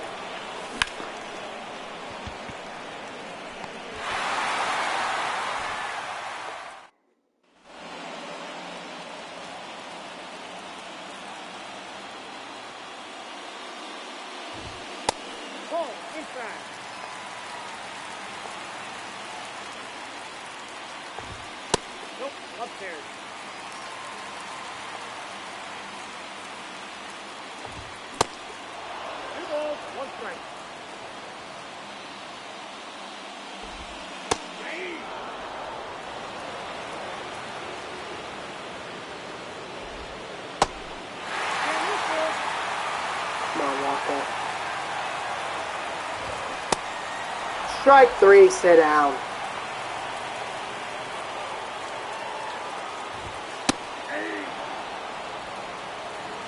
But I mean, that's going to have to rely on a lot of co-op games, and not only that, but winning those co-op games. And I don't know if I've ever made it to Pennant, or not to Pennant, to Wild Card by winning a bunch of co-op games. I know I've been to Wild Card winning a bunch of ranked seasons games. That I know for a fact.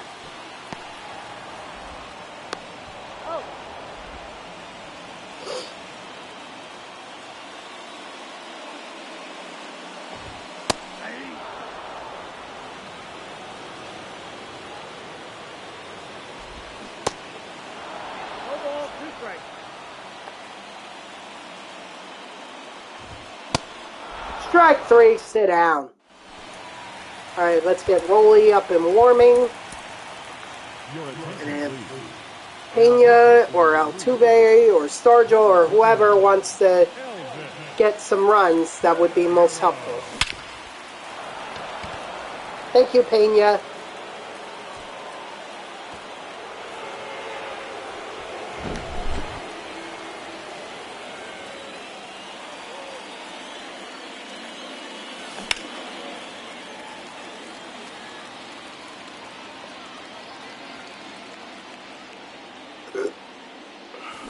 Excuse me.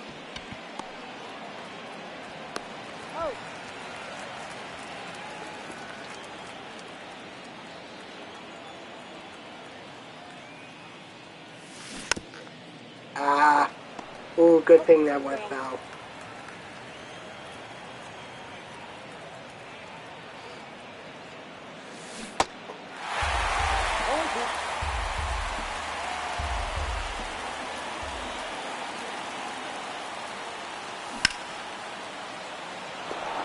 Attaboy, Stargell. Not quick enough for a double. Otherwise, I would have sent them.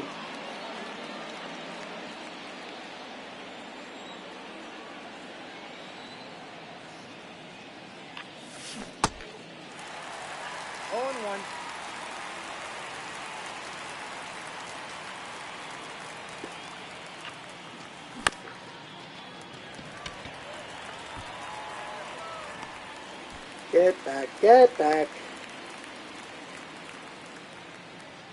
Now batting, third baseman, Mike Schmidt.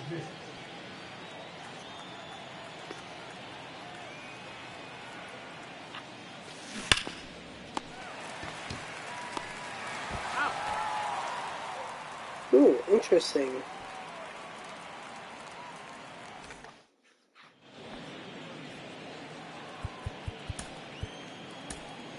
Someone, a Mets fan, posed the question about Jorge Soler and getting him for a 2 to 3 year deal if they don't end up getting Soto or Ohtani.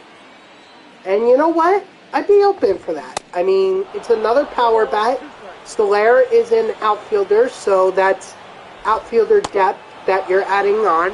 Strike three, sit down. Yeah, I'd be open to that. I'm surprised that at the 76 people that have voted in this poll, only just over half agree. Other half are saying no way in hell. Or the 42% are saying no way in hell. That's interesting. For a 2 to 3 year deal, I wouldn't be opposed to that. Jorge Soler has actually been very solid for every team that he's played for, at least in the last few years. He was very instrumental for the Atlanta Braves during their 2021 World Series run. And then even with the Marlins this year, he was in the home run race. He really was. So the dude hits for power. And maybe when the Mets are struggling, like Pete Alonso is struggling to hit home runs, then Soler could be like that extra backup.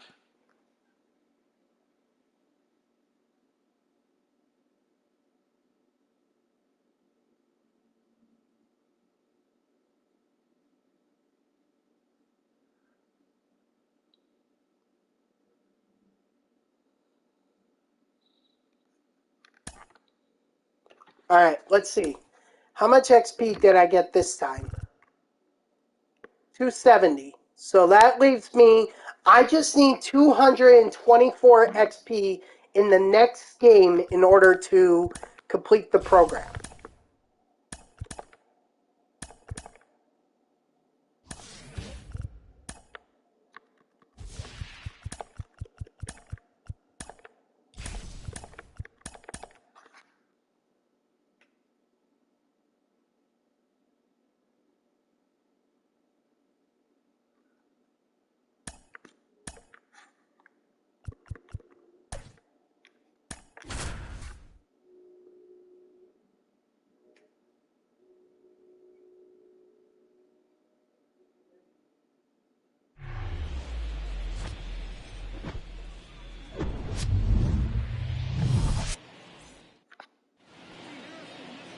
Leading off for the Lions, the shortstop, Jeremy Pena.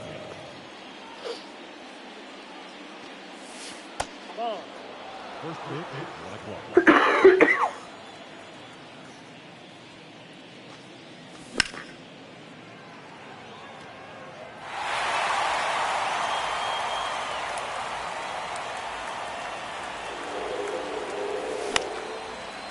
Ah.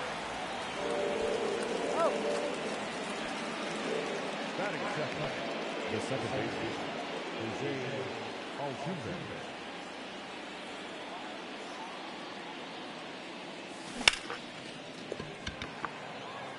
Nope, that's going to get caught. Dang it. Batting third, the first baseman, number 8, Willie Stargell. Off the plate, ball one.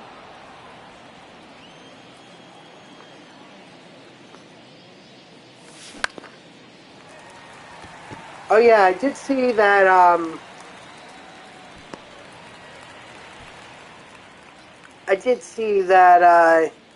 the NFL toughened its rules in terms of players gambling on their own teams and everything. Now they extended the ban to 2 years. I mean, wow. I mean, if the NFL is going to follow the lead of baseball, of the MLB, where they just banned Pete Rose straight out of the Hall of Fame, or not Pete Rose, no, yeah, it was Pete Rose, out of the Hall of Fame because he gambled as a manager for the Reds. I mean, that's like, wow. Okay. I mean, look, I absolutely agree that athletes should not gamble. At least not on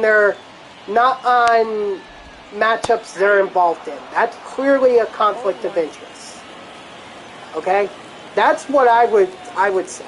You know, the NFL absolutely is right on that, to have players not gambling on their own teams. But clearly that's a conflict of interest.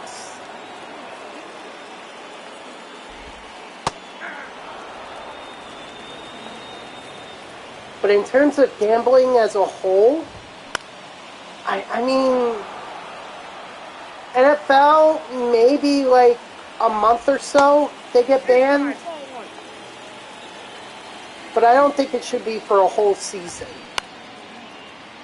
Because how are you going to stop players from betting on other games? And are they just banned from gambling entirely? Or are they just banned from gambling on NFL games? Like they can gamble on MLB or NBA games. You know, other sports where there is no conflict of interest because they're just betting to bet. And again, I don't want to encourage anyone to bet here. Like, I'm more of the money saver kind of guy, so I would encourage people to save their money rather than gamble it. If you do gamble, please gamble responsibly. And if you do have an addiction, please reach out for help. Like, clearly, you know, the worst thing that you could do is gamble everything away and then some. So, like, please, if you are struggling with a gambling addiction, please seek help. And no, I'm not just saying that just because I have to. I'm saying that because I know that gambling is an addiction for some people, and, you know, those people need to seek help and not keep gambling.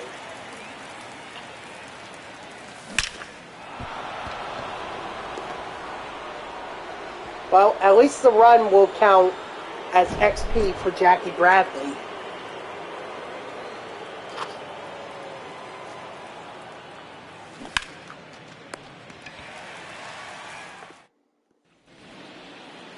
Landon, this game should be my last in terms of the Pennant Chase program. Thank you, Grayson, for the raid. I appreciate you coming in. How was your stream? I'll tell you what, Grayson. Sunday. We'll look to Sunday to give it back to you. All right? Only because I wasn't here on Wednesday or Thursday, and I was thinking about giving it back to you today, but because I was not here, we'll do it. I'm thinking Sunday I'll give it back. Because you've been good, you've been respectful, and you know, that was just a glitch on Twitch's part that took away your mod.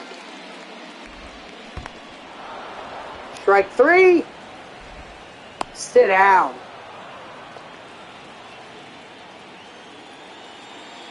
So, but seriously, no more posting any kind of personal information in my chat from here on out, please. No phone numbers, no email addresses, no social security numbers, nothing. I don't want that at all in my chat. I don't care if it's real or not. I don't want that at all in my chat. Okay, that's good to hear. I just wanted to make that clear. Ladies and gentlemen, your attention please. Now So if that's clear, then you'll have your mod back on Sunday. Because I'll be streaming Saturday and Sunday, so Sunday you should get it back.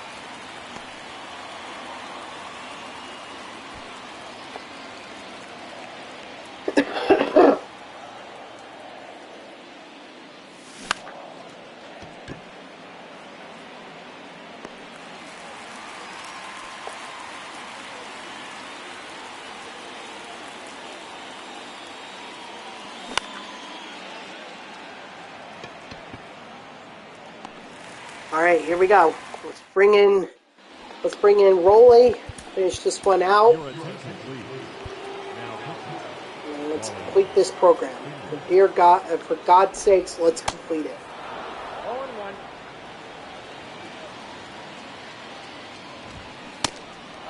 Oh, 2 is the count.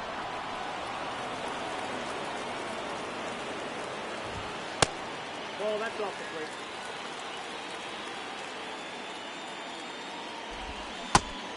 Strike 3, sit down.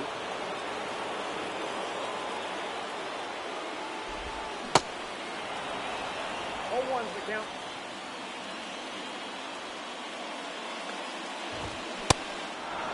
No balls, 2 strikes. Strike 3, sit down. Keep it going, Rolly. Well, count 1-0.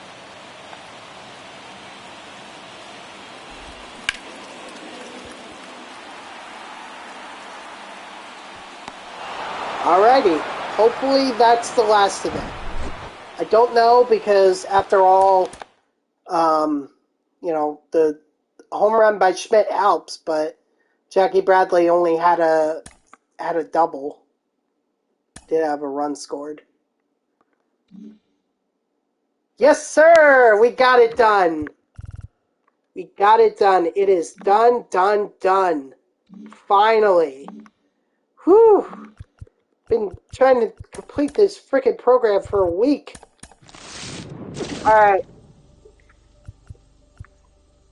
I'm not gonna lie, I was considering Jorge Soler, but now I'm kind of intrigued by Johnny Bench here.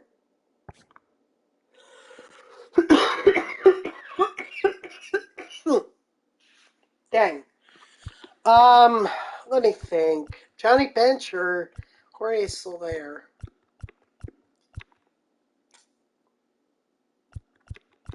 Maybe I'll just end up getting all three. Like, I'll just, who's the least expensive one?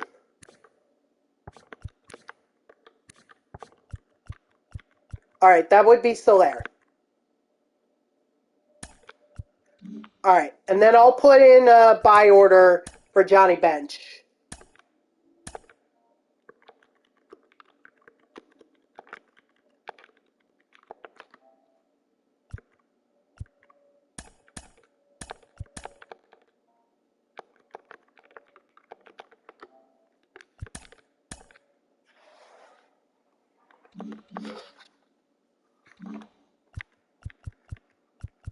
Alright, that's it. Thank God. Thank God that's over. Alright. I should have all the missions done, so...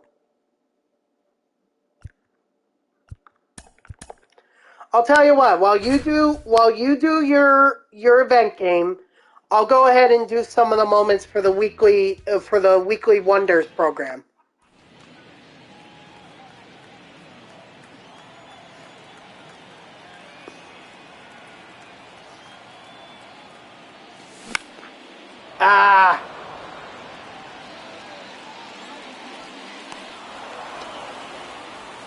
Just let me know when you're done.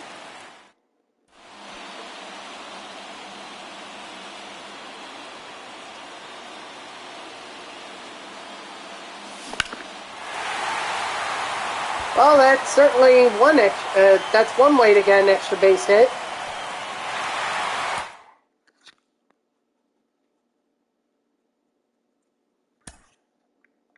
Yes, I know. Starjo is tier 2. Blah, blah, blah.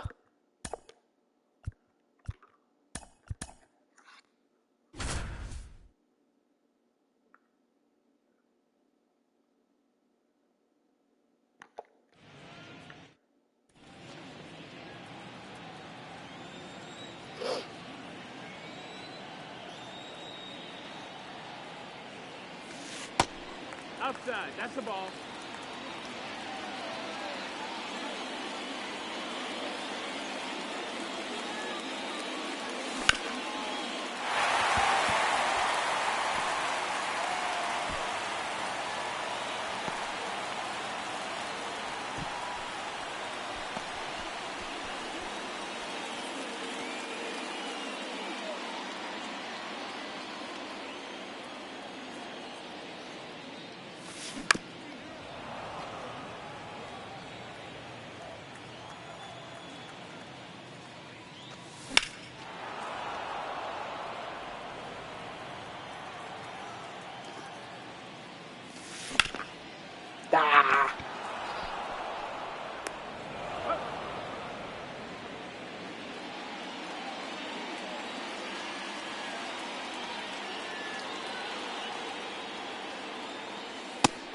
1-0.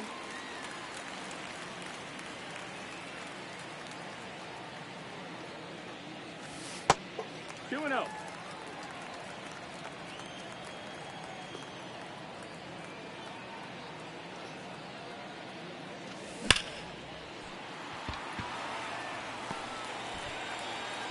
Alright, well, I guess there's one.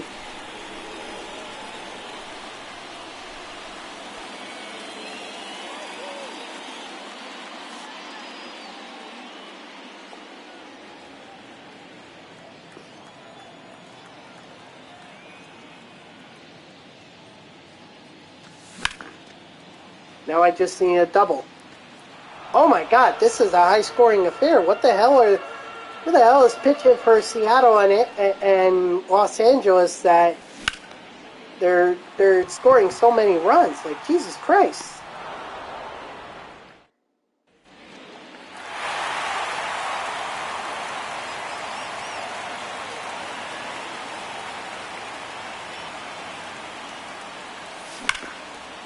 There we go. There's my double. And yes, it will be a double. I will stretch it if I need to. But I don't need to. Alright, that's that done. I know, maybe I'll open some packs while I'm waiting. Like I have enough of them, so I might as well get going.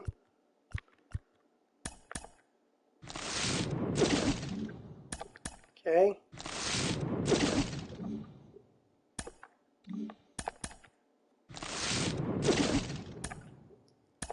Oh, got the Red Sox jersey.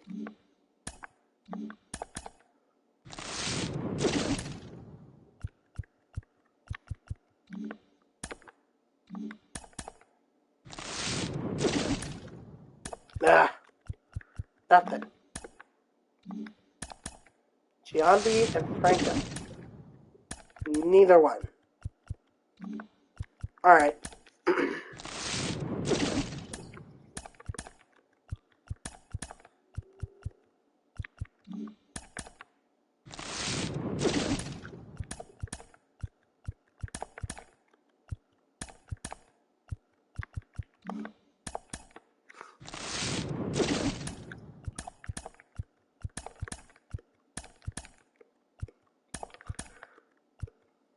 Sorry, I was just thinking of something that I find funny. Not important for me to talk about right now, but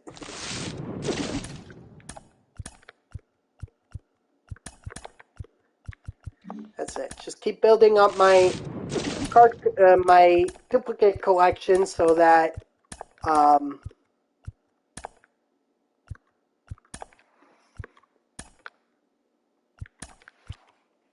all right.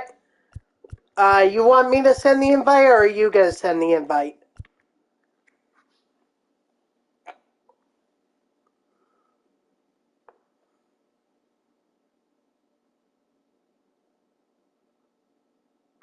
All right.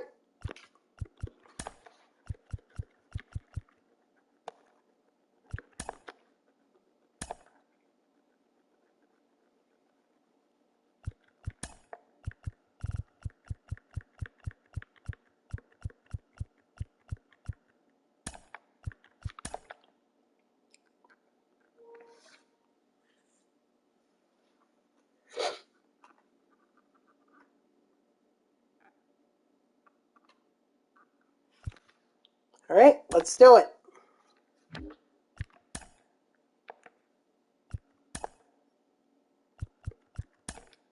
Definitely Griffey. I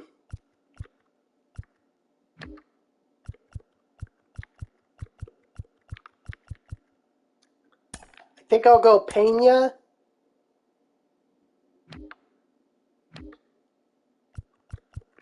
And Kyle Tucker.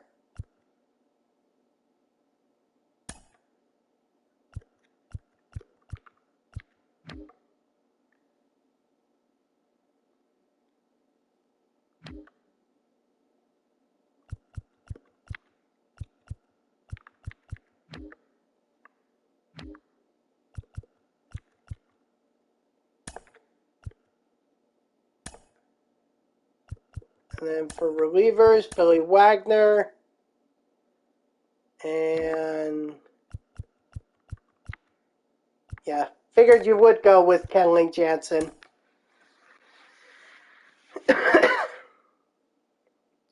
And Wolf. That's an interesting one. Oops, I'm sorry, that's my apologies. Did not mean to do that. Just ready up again.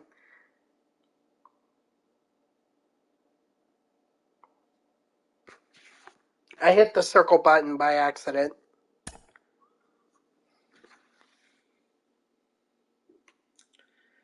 I haven't been hitting the best today. Hopefully I can change that. Hey, whatever happens, happens. I'm not worried about it.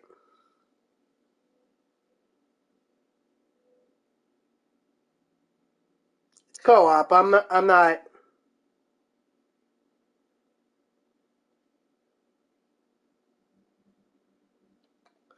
Alright, I'm going to make some changes, obviously, to affect the lineup, so you can have Jose there. Or actually, here's what I'll do. Pena will lead off. Griffey will hit third. Give me Yasmani.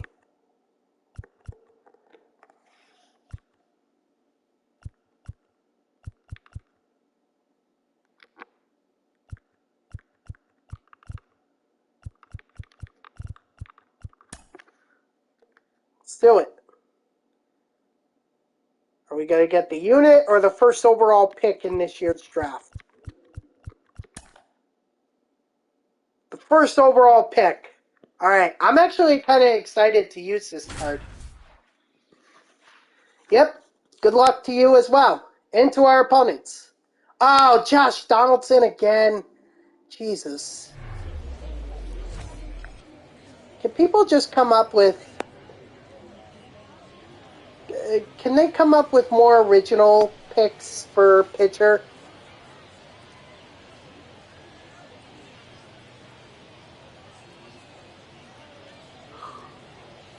Disappointing.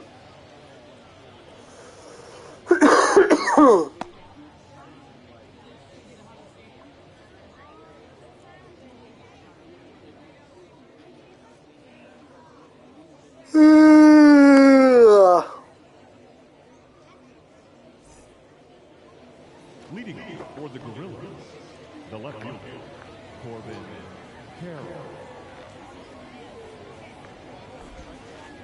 Hee-haw! Yeah, fair. You would just hope that, someone might be bold and choose something different. Like, at least we went with Skeens. Oh, come on.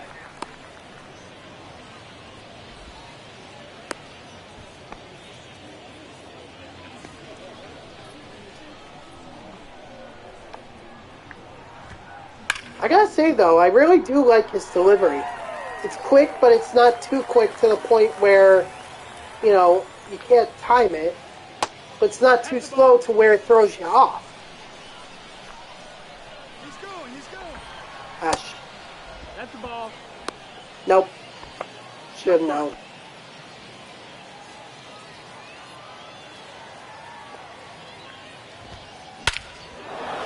My bad. I left that hanging. That's on me. I thought I got it above the zone enough, but no dice. Okay, so they're expecting... a lot... I think they're expecting a lot of speed pitches, so let's just stick with off speed until they can prove otherwise. Although, yeah, these guys are going to hit because they have Ellie De La Cruz P5. One ball, no strike.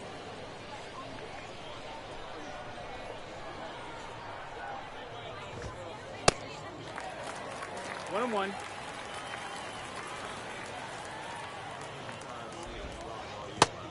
2-1.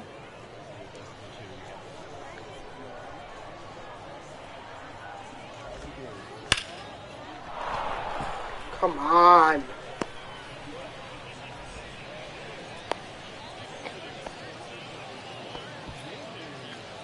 Batting fifth, the second baseman, Ketel Marte.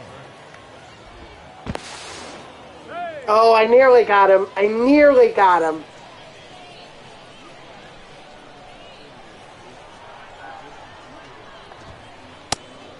No, ball.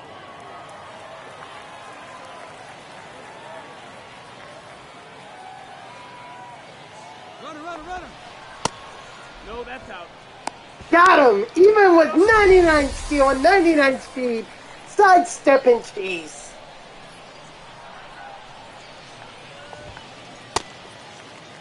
Two balls, one strike.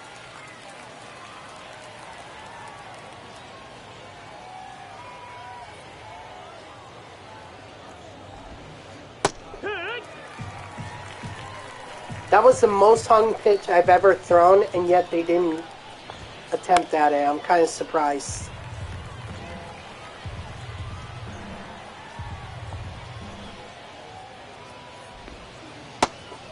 Full count.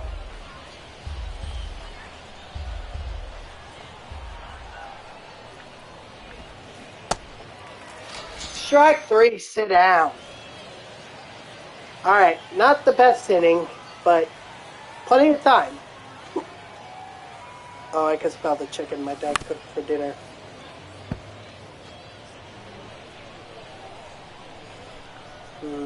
Smells good. Oh! 0-2.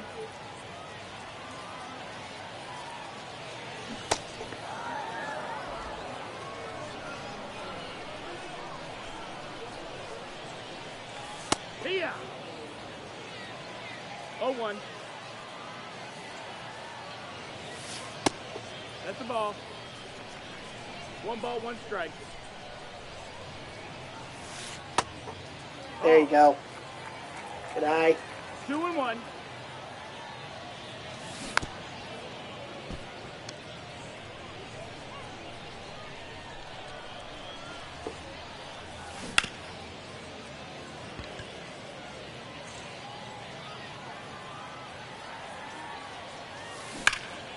There you go. Good hit. Oh my gosh. You got a hold of that one.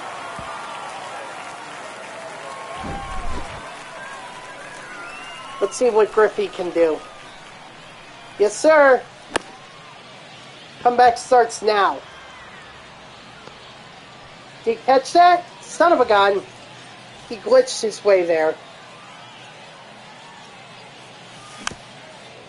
So much for not hitting well, huh?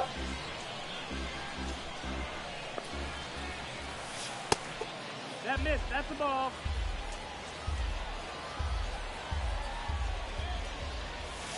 Right shoot. One ball, two strikes. No, that missed. That's the ball. Ooh, good eye. You got that one. You got that call.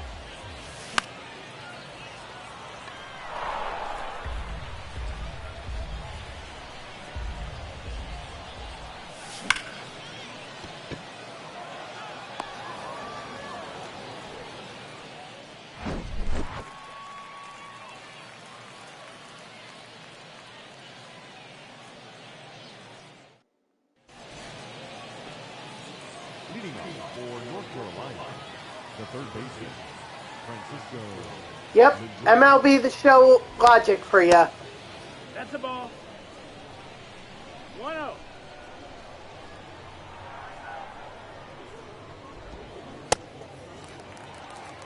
One.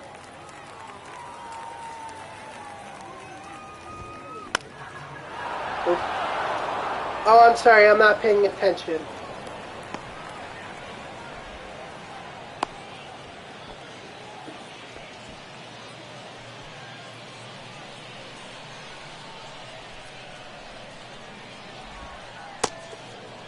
Ball. 1-0. Alright, I got this. I'm paying attention now.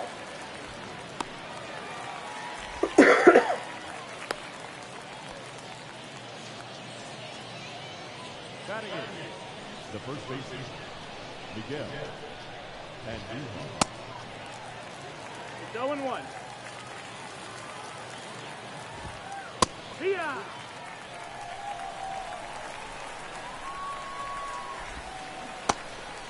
Strike 3, sit down.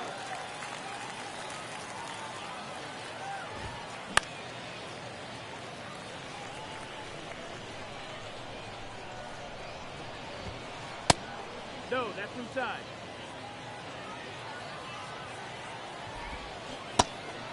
Yes, he did. What you got? Yes, sir.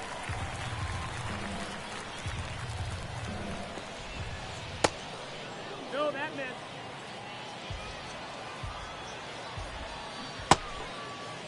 Did he go? Yeah, I didn't think they went on that one. Just get ready for, they're going to be stealing. Oh, no, what? Come on, 16 speed. I can throw out 16. Come on! You're telling me 16 speed can outrun that? Yes. Gosh.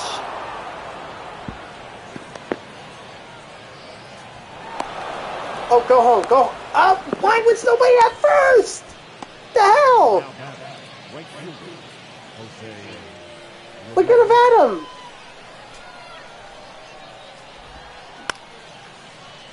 All right. He's up.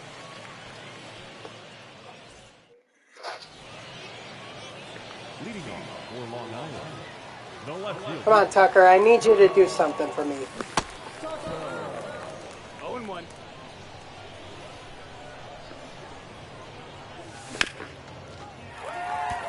Okay, I'll take that. Finally getting off the schneid.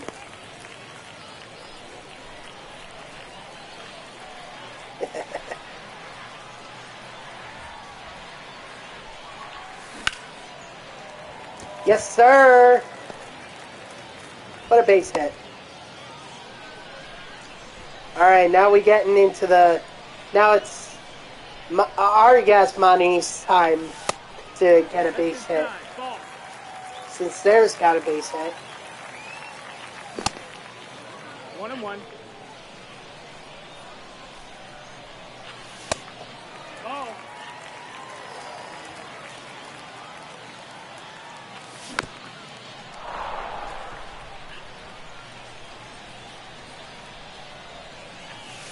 Ball.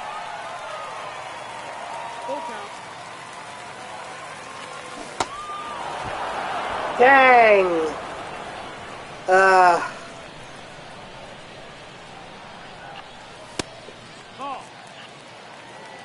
1-0. Ball low. Yeah, they're a little bit wild. 3-0. So let's work counts, and then that's how we could get back into this. He's out.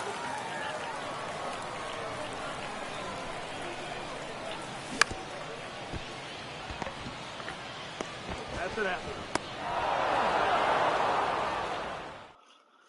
Oh well. No worries.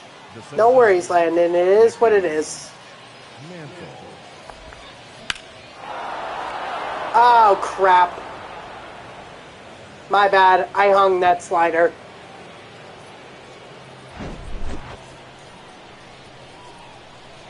That didn't even end up going where I wanted it to go. I called for it, or I tried to locate it on the inside corner, and yet it decided to do that.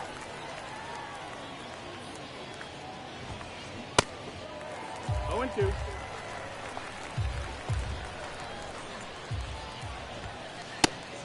That's high. That's the ball.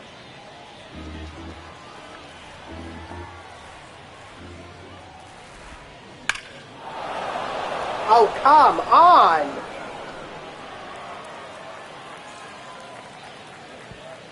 You don't like it? What's up, cheater, by the way? I mean, clearly you're frustrated by Men 24. I don't blame you. I really have had no incentive to play it this year myself. No balls. 2 strikes. Oh.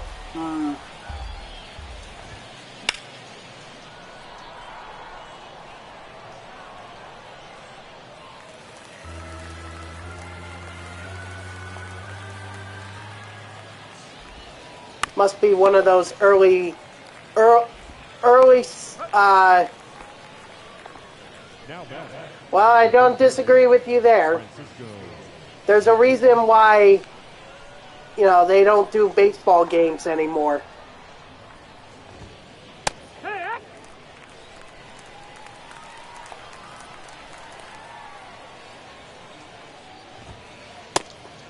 No, that missed. That's a ball.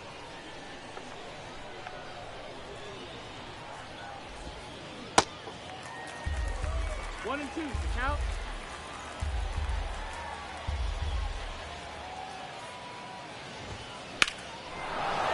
Oh, come on. Oh, thank God. Okay, I gotta seriously be careful. Yeah, maybe someone else should do Madden. Not SCS. Like, I'm not a big fan of the way they. I'm inclined to agree with Landon here. SCS doesn't really do the best, a much better job in terms of online gameplay. Oh, I'm sorry. Wow. Ball. 1-0.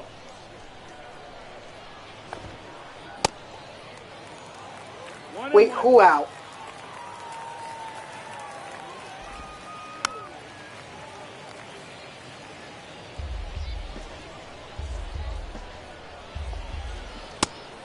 Strike three, sit down. Oh yeah, you should. Absolutely. 0-1.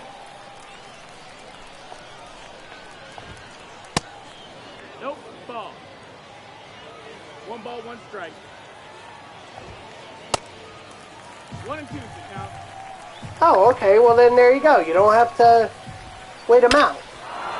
Oh, come on! How is that a home run?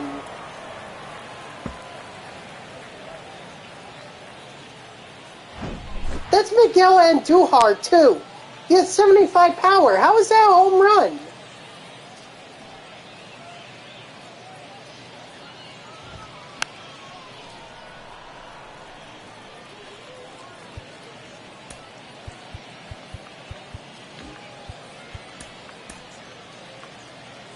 Yeah, let's do it, because right now, Skeens is absolutely getting crushed here.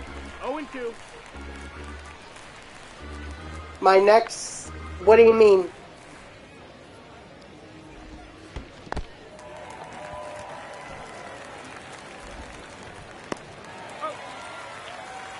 My next stream, you mean?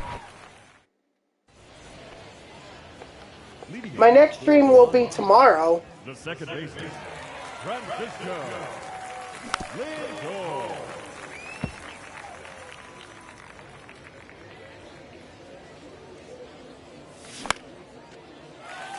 There we go. I'll take a base hit.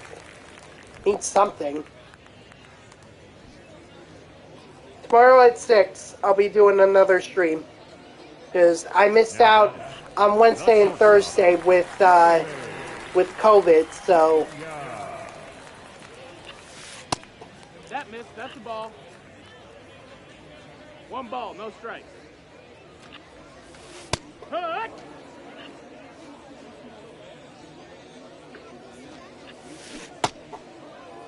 One and 2. No, that's down. Ball.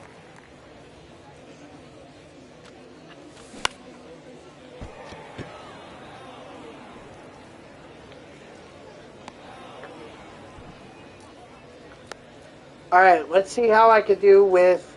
Who was the first guy? Jose Ramirez. See how I do with him.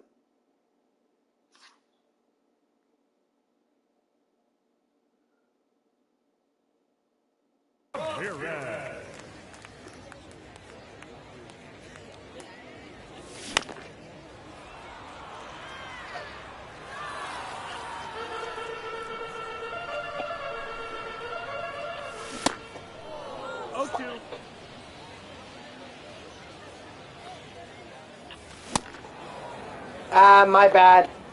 Let me guess, they went to the forkball again, didn't they? Center fielder. Nope, fastball, 100 miles per hour that I couldn't even catch up to. Nope, ball.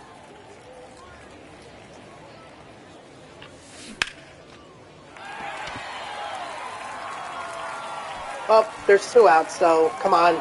Oh my gosh, no! Wow. Dang. Leading off for North Carolina, the left fielder, Corbin Carroll.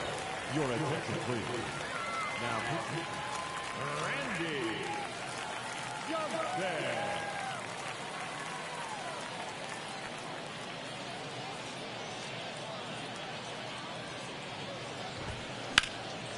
And we needed that, too. We needed that home run. They were like, no! Sykes.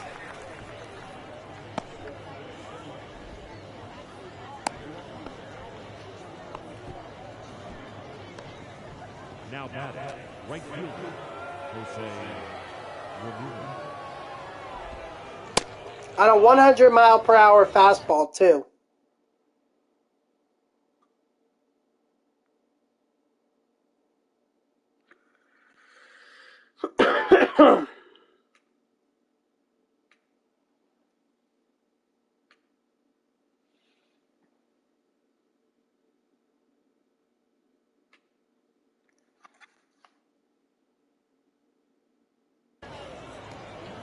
So I'm assuming you're our opponent. You're one of our opponents, Peters. 1-1. Ball. Okay. Well, you guys are pretty good. I'll give you that. Ball.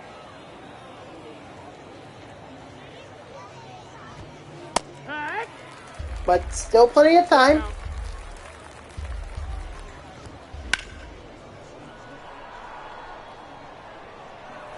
So we'll see how this one goes.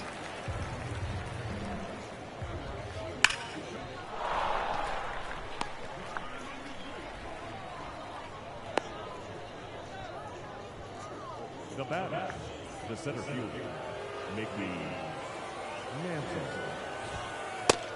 Ball.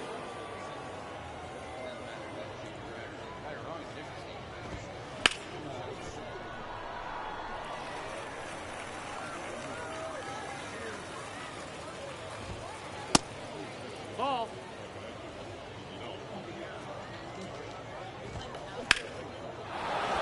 Ah, shoot. Yeah, I wasn't going to rob it even if I tried. That icon was just not up for me.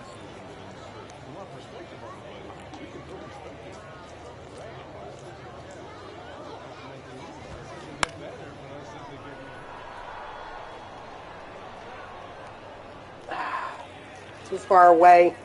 Couldn't die for it. And that was out of the zone, too. That was out of the zone.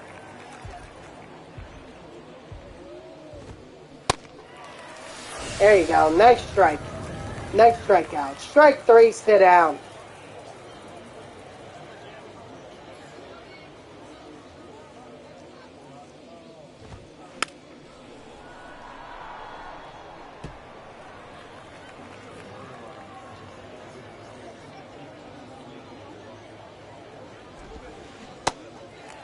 No ball. 2 strikes.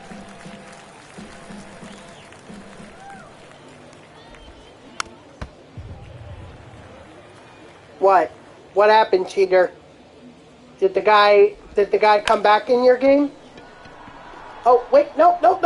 Ah, my bad. I couldn't see where the baseball icon was. Yeah.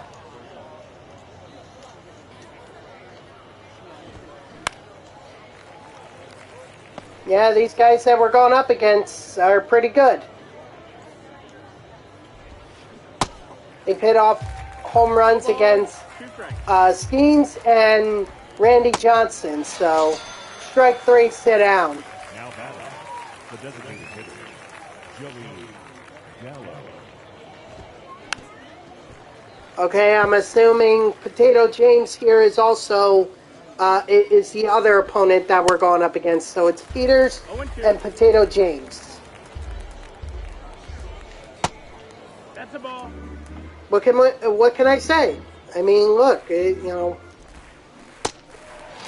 we're certainly not gonna quit. We're gonna play. Just gotta hope we can do something. We need to. That's the ball. 1-0. Against the Marlins? And boy, they wanna get on the Mets ace that we're not letting them win. Of course we're not letting you win. We're not supposed to let you win. They didn't let us win. They didn't let us win in 2007 and 2008. So why should we let them win? It's ridiculous. There you go. Good home run with Kyle Tucker. Good home run, Landon.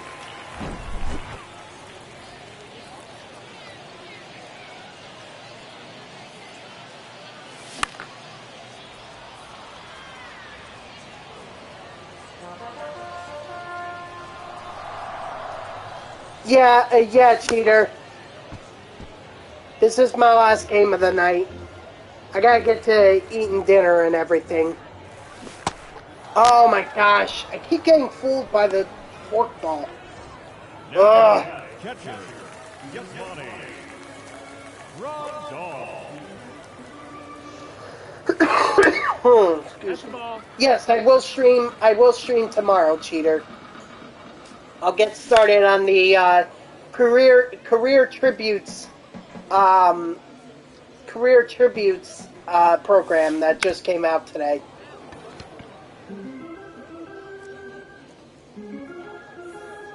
Well, thank you for the follow, Peters. I appreciate it. I don't know why it didn't come up when you did follow me, but I just saw it on the. Did you redeem it?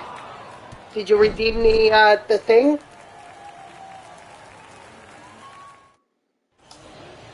Well, redeem it. You can redeem it now, and we'll do it tomorrow. That's fine. Oh, is it my turn? My bad. 0 balls, 1 strike.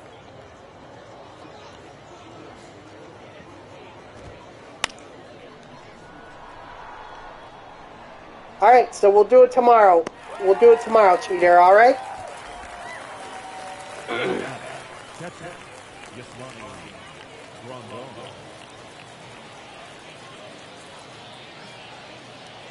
And once again, it's me pitching, and I'm telling you, I'll tell you what, it's got to be COVID that's affecting like my thinking here, because I'm having a hard time remembering that I'm pitching here. Ball. 2-1.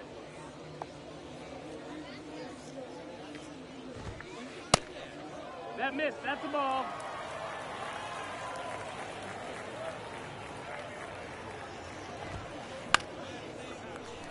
You got this. You got it, Landon. There we go. The left fielder, number 7, Corbin Carroll.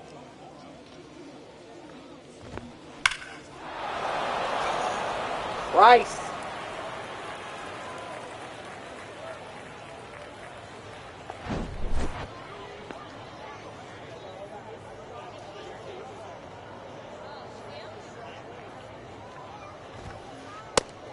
Ball.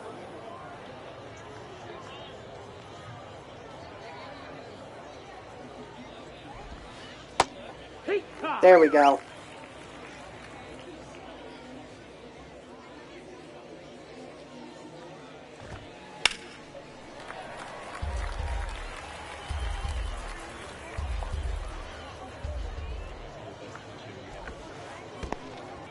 2.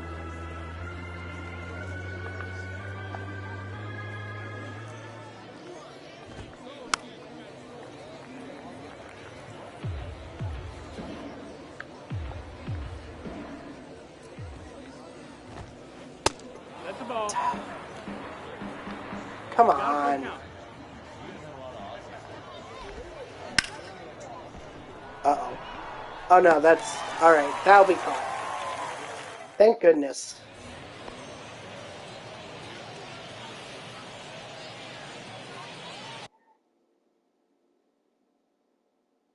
And again, I was not paying attention because it was my turn to bat. So, I'm really not doing a good job of paying attention here.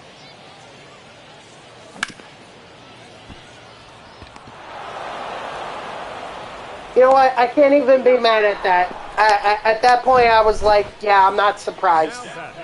Not surprised. Of course, he was going to make that kind of play. Can't even be mad.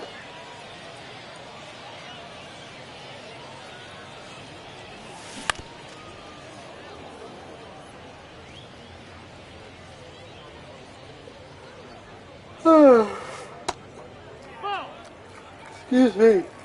1-2.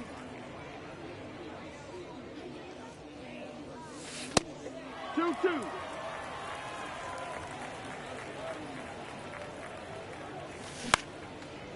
There you go. Ah, of course.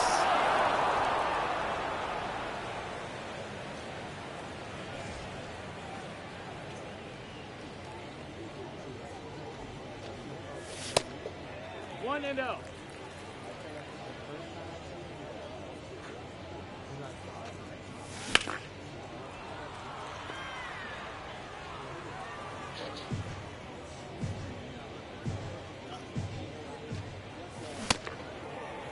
One ball, 2 strikes.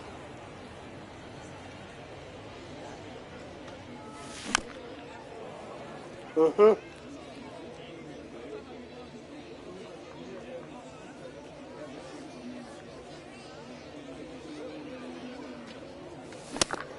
Ah! Yeah. Well, probably no way I was going to catch up to it anyway. Center fielder, Mickey Mantle.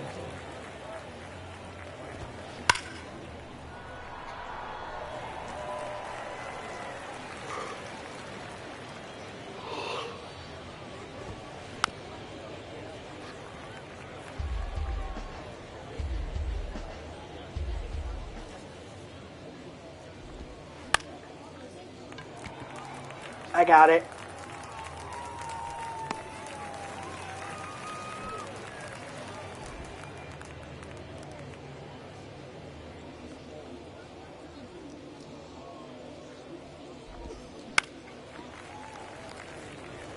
Do you want me to start warming up someone else, Landon?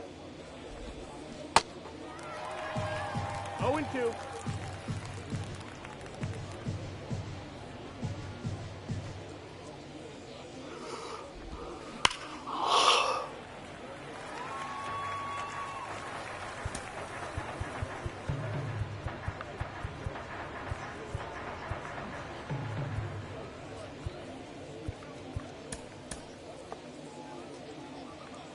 What's up, cheater?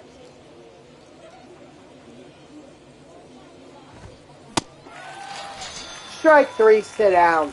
The batter, second bases, Cattell Martin. 0-1.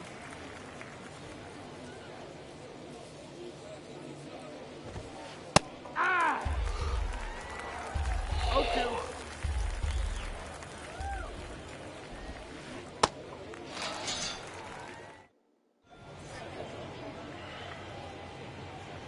I mean, look, I don't know, because the first thing is that nothing's going to happen until the season is over. Like, not until the World Series is done and over with. Yeah! So they're going to have to wait till November for that to happen. at the latest.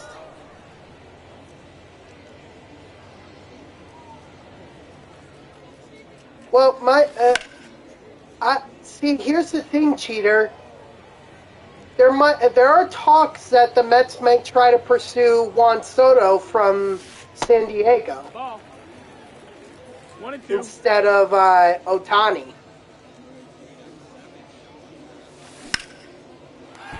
Oh, good hit. Good hit. Nice. Nice home run.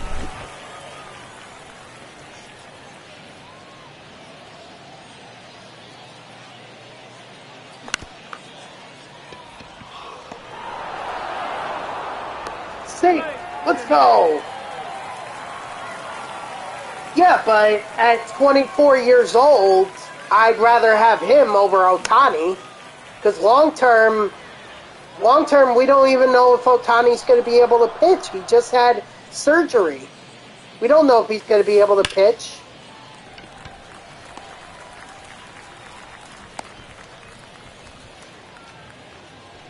So at least with Soto, as long as he doesn't have a history of injuries. We do, Landon, we do.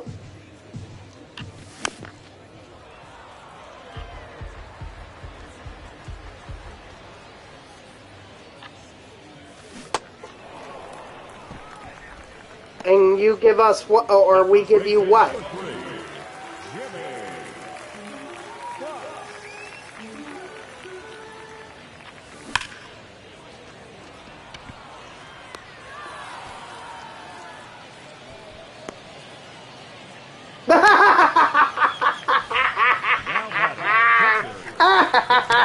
No.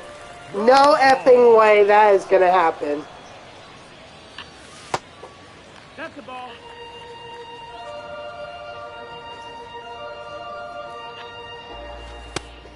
No, that missed. That's the ball.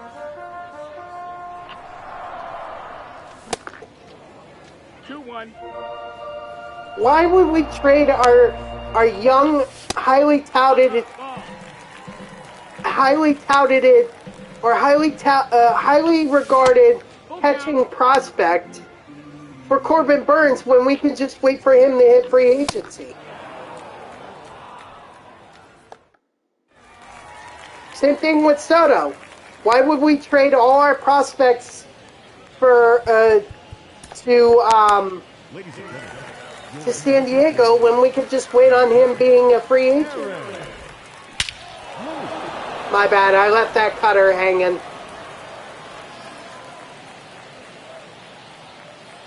It's not about needing him, it's about wanting him. And Met fans want him. Ball, that's it. That was clear in my post on X when I was arguing about not trading for Soto and just waiting for him to hit free agency. No, that's out.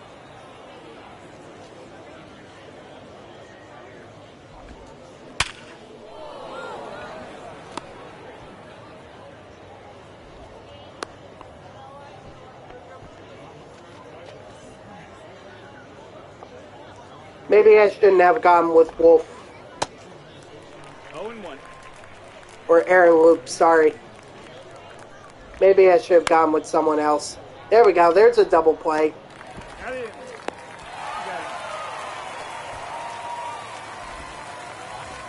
The batter, the catcher, Giovanni Rondon.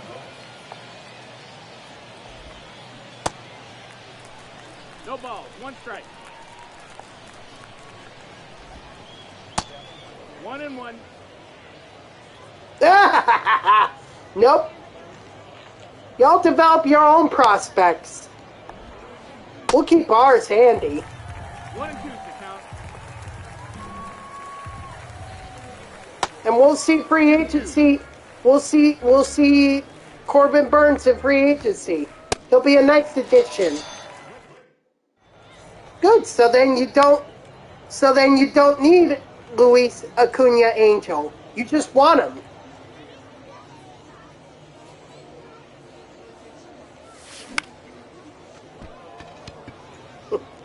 Why is that the Mets' problem, though?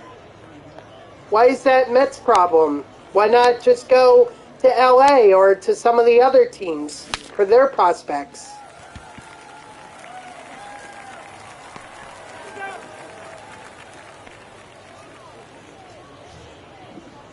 We traded for him, so clearly the organization thinks there is a need for him.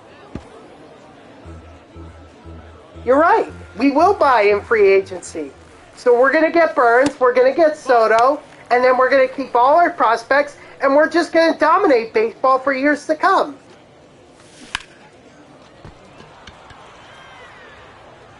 Sounds like a good plan to me.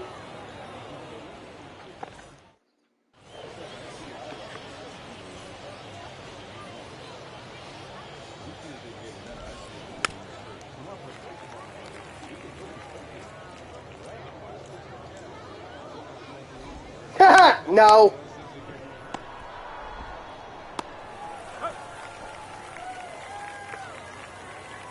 Listen to me. Burns ain't worth our top prospects. So forget that idea.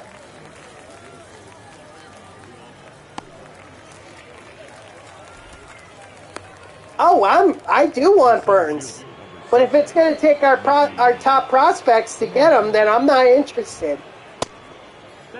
I'd rather he wait till he hits free agency and see if his loyalty is to the Brewers or to money.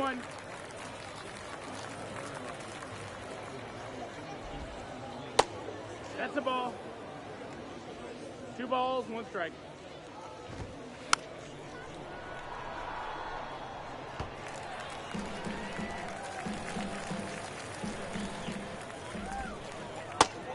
I don't want Burns if it means giving away our top prospects.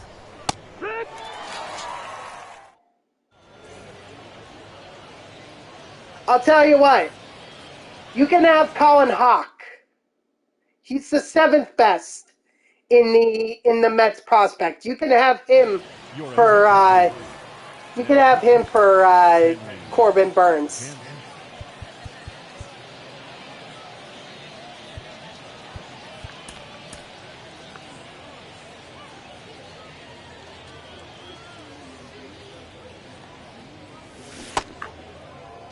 Zero balls, 1 strike.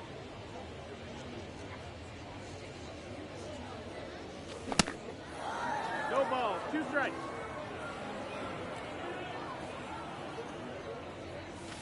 Hit 3. No one said that we didn't want Burns. We're just not willing. I, as a Mets fan, am not willing to give up our top prospects for him. However, if you want Colin Hawk, that would be something I would trade for. Colin Hawk, our first round pick from this year, and we'll take Corbin Burns off your hands. We'll take the risk of that. It's 0-1.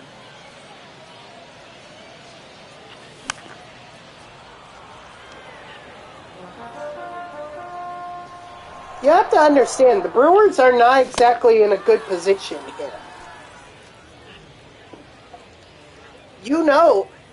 It seems like you know that the Brewers are not going to be able to keep Burns. 0-1. So you want to move him for prospects. The problem is, what prospects are you going to get? You look to the Mets, and I'm already telling you that there's no way that they trade the top 5 prospects in their farm system for Burns. Or at least that's the way I see it. Now, David Stearns or Billy Epler might see differently, but 1 ball, 1 strike. but from where I stand. 1 and 2, out.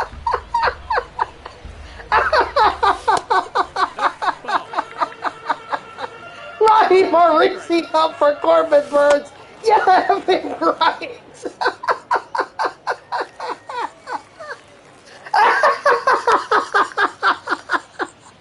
Oh my God. Leading off for the Gorillas, the Hold on, let me throw in Kelly Jensen here.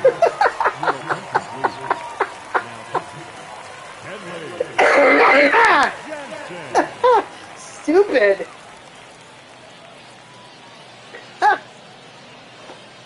Hey, don't for... Yeah, except we traded him back to Houston for prospects who are going through our system right now, and in fact, one of them was highly touted. Oh, am I? Oh, my bad. Again, it's COVID. I'm not really paying attention.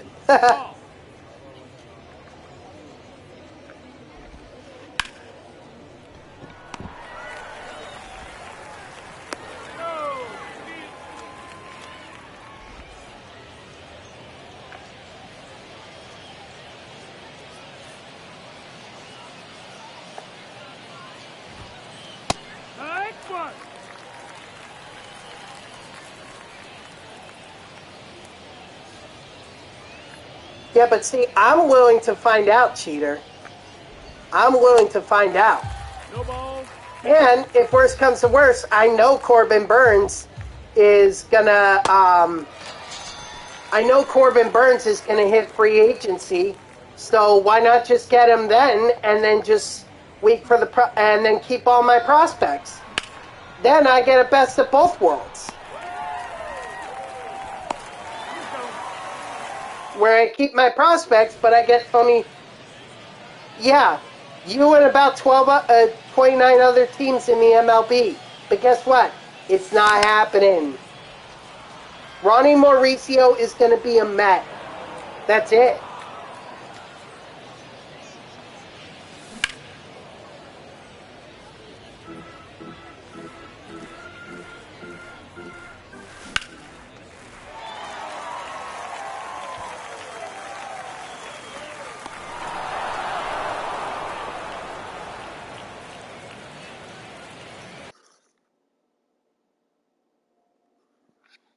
Ladies and gentlemen, your attention please. Now pitching, Eric Johnson. No balls. One strike.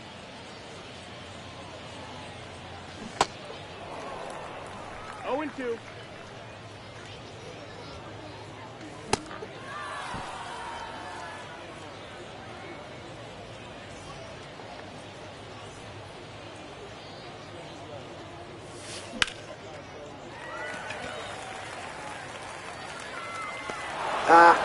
Alright, GG's to our opponents. GG's to you, Peters and Potato James. Y'all were just too good. I'm intrigued to find out what the ratings were. Yeah, I was clearly overmatched.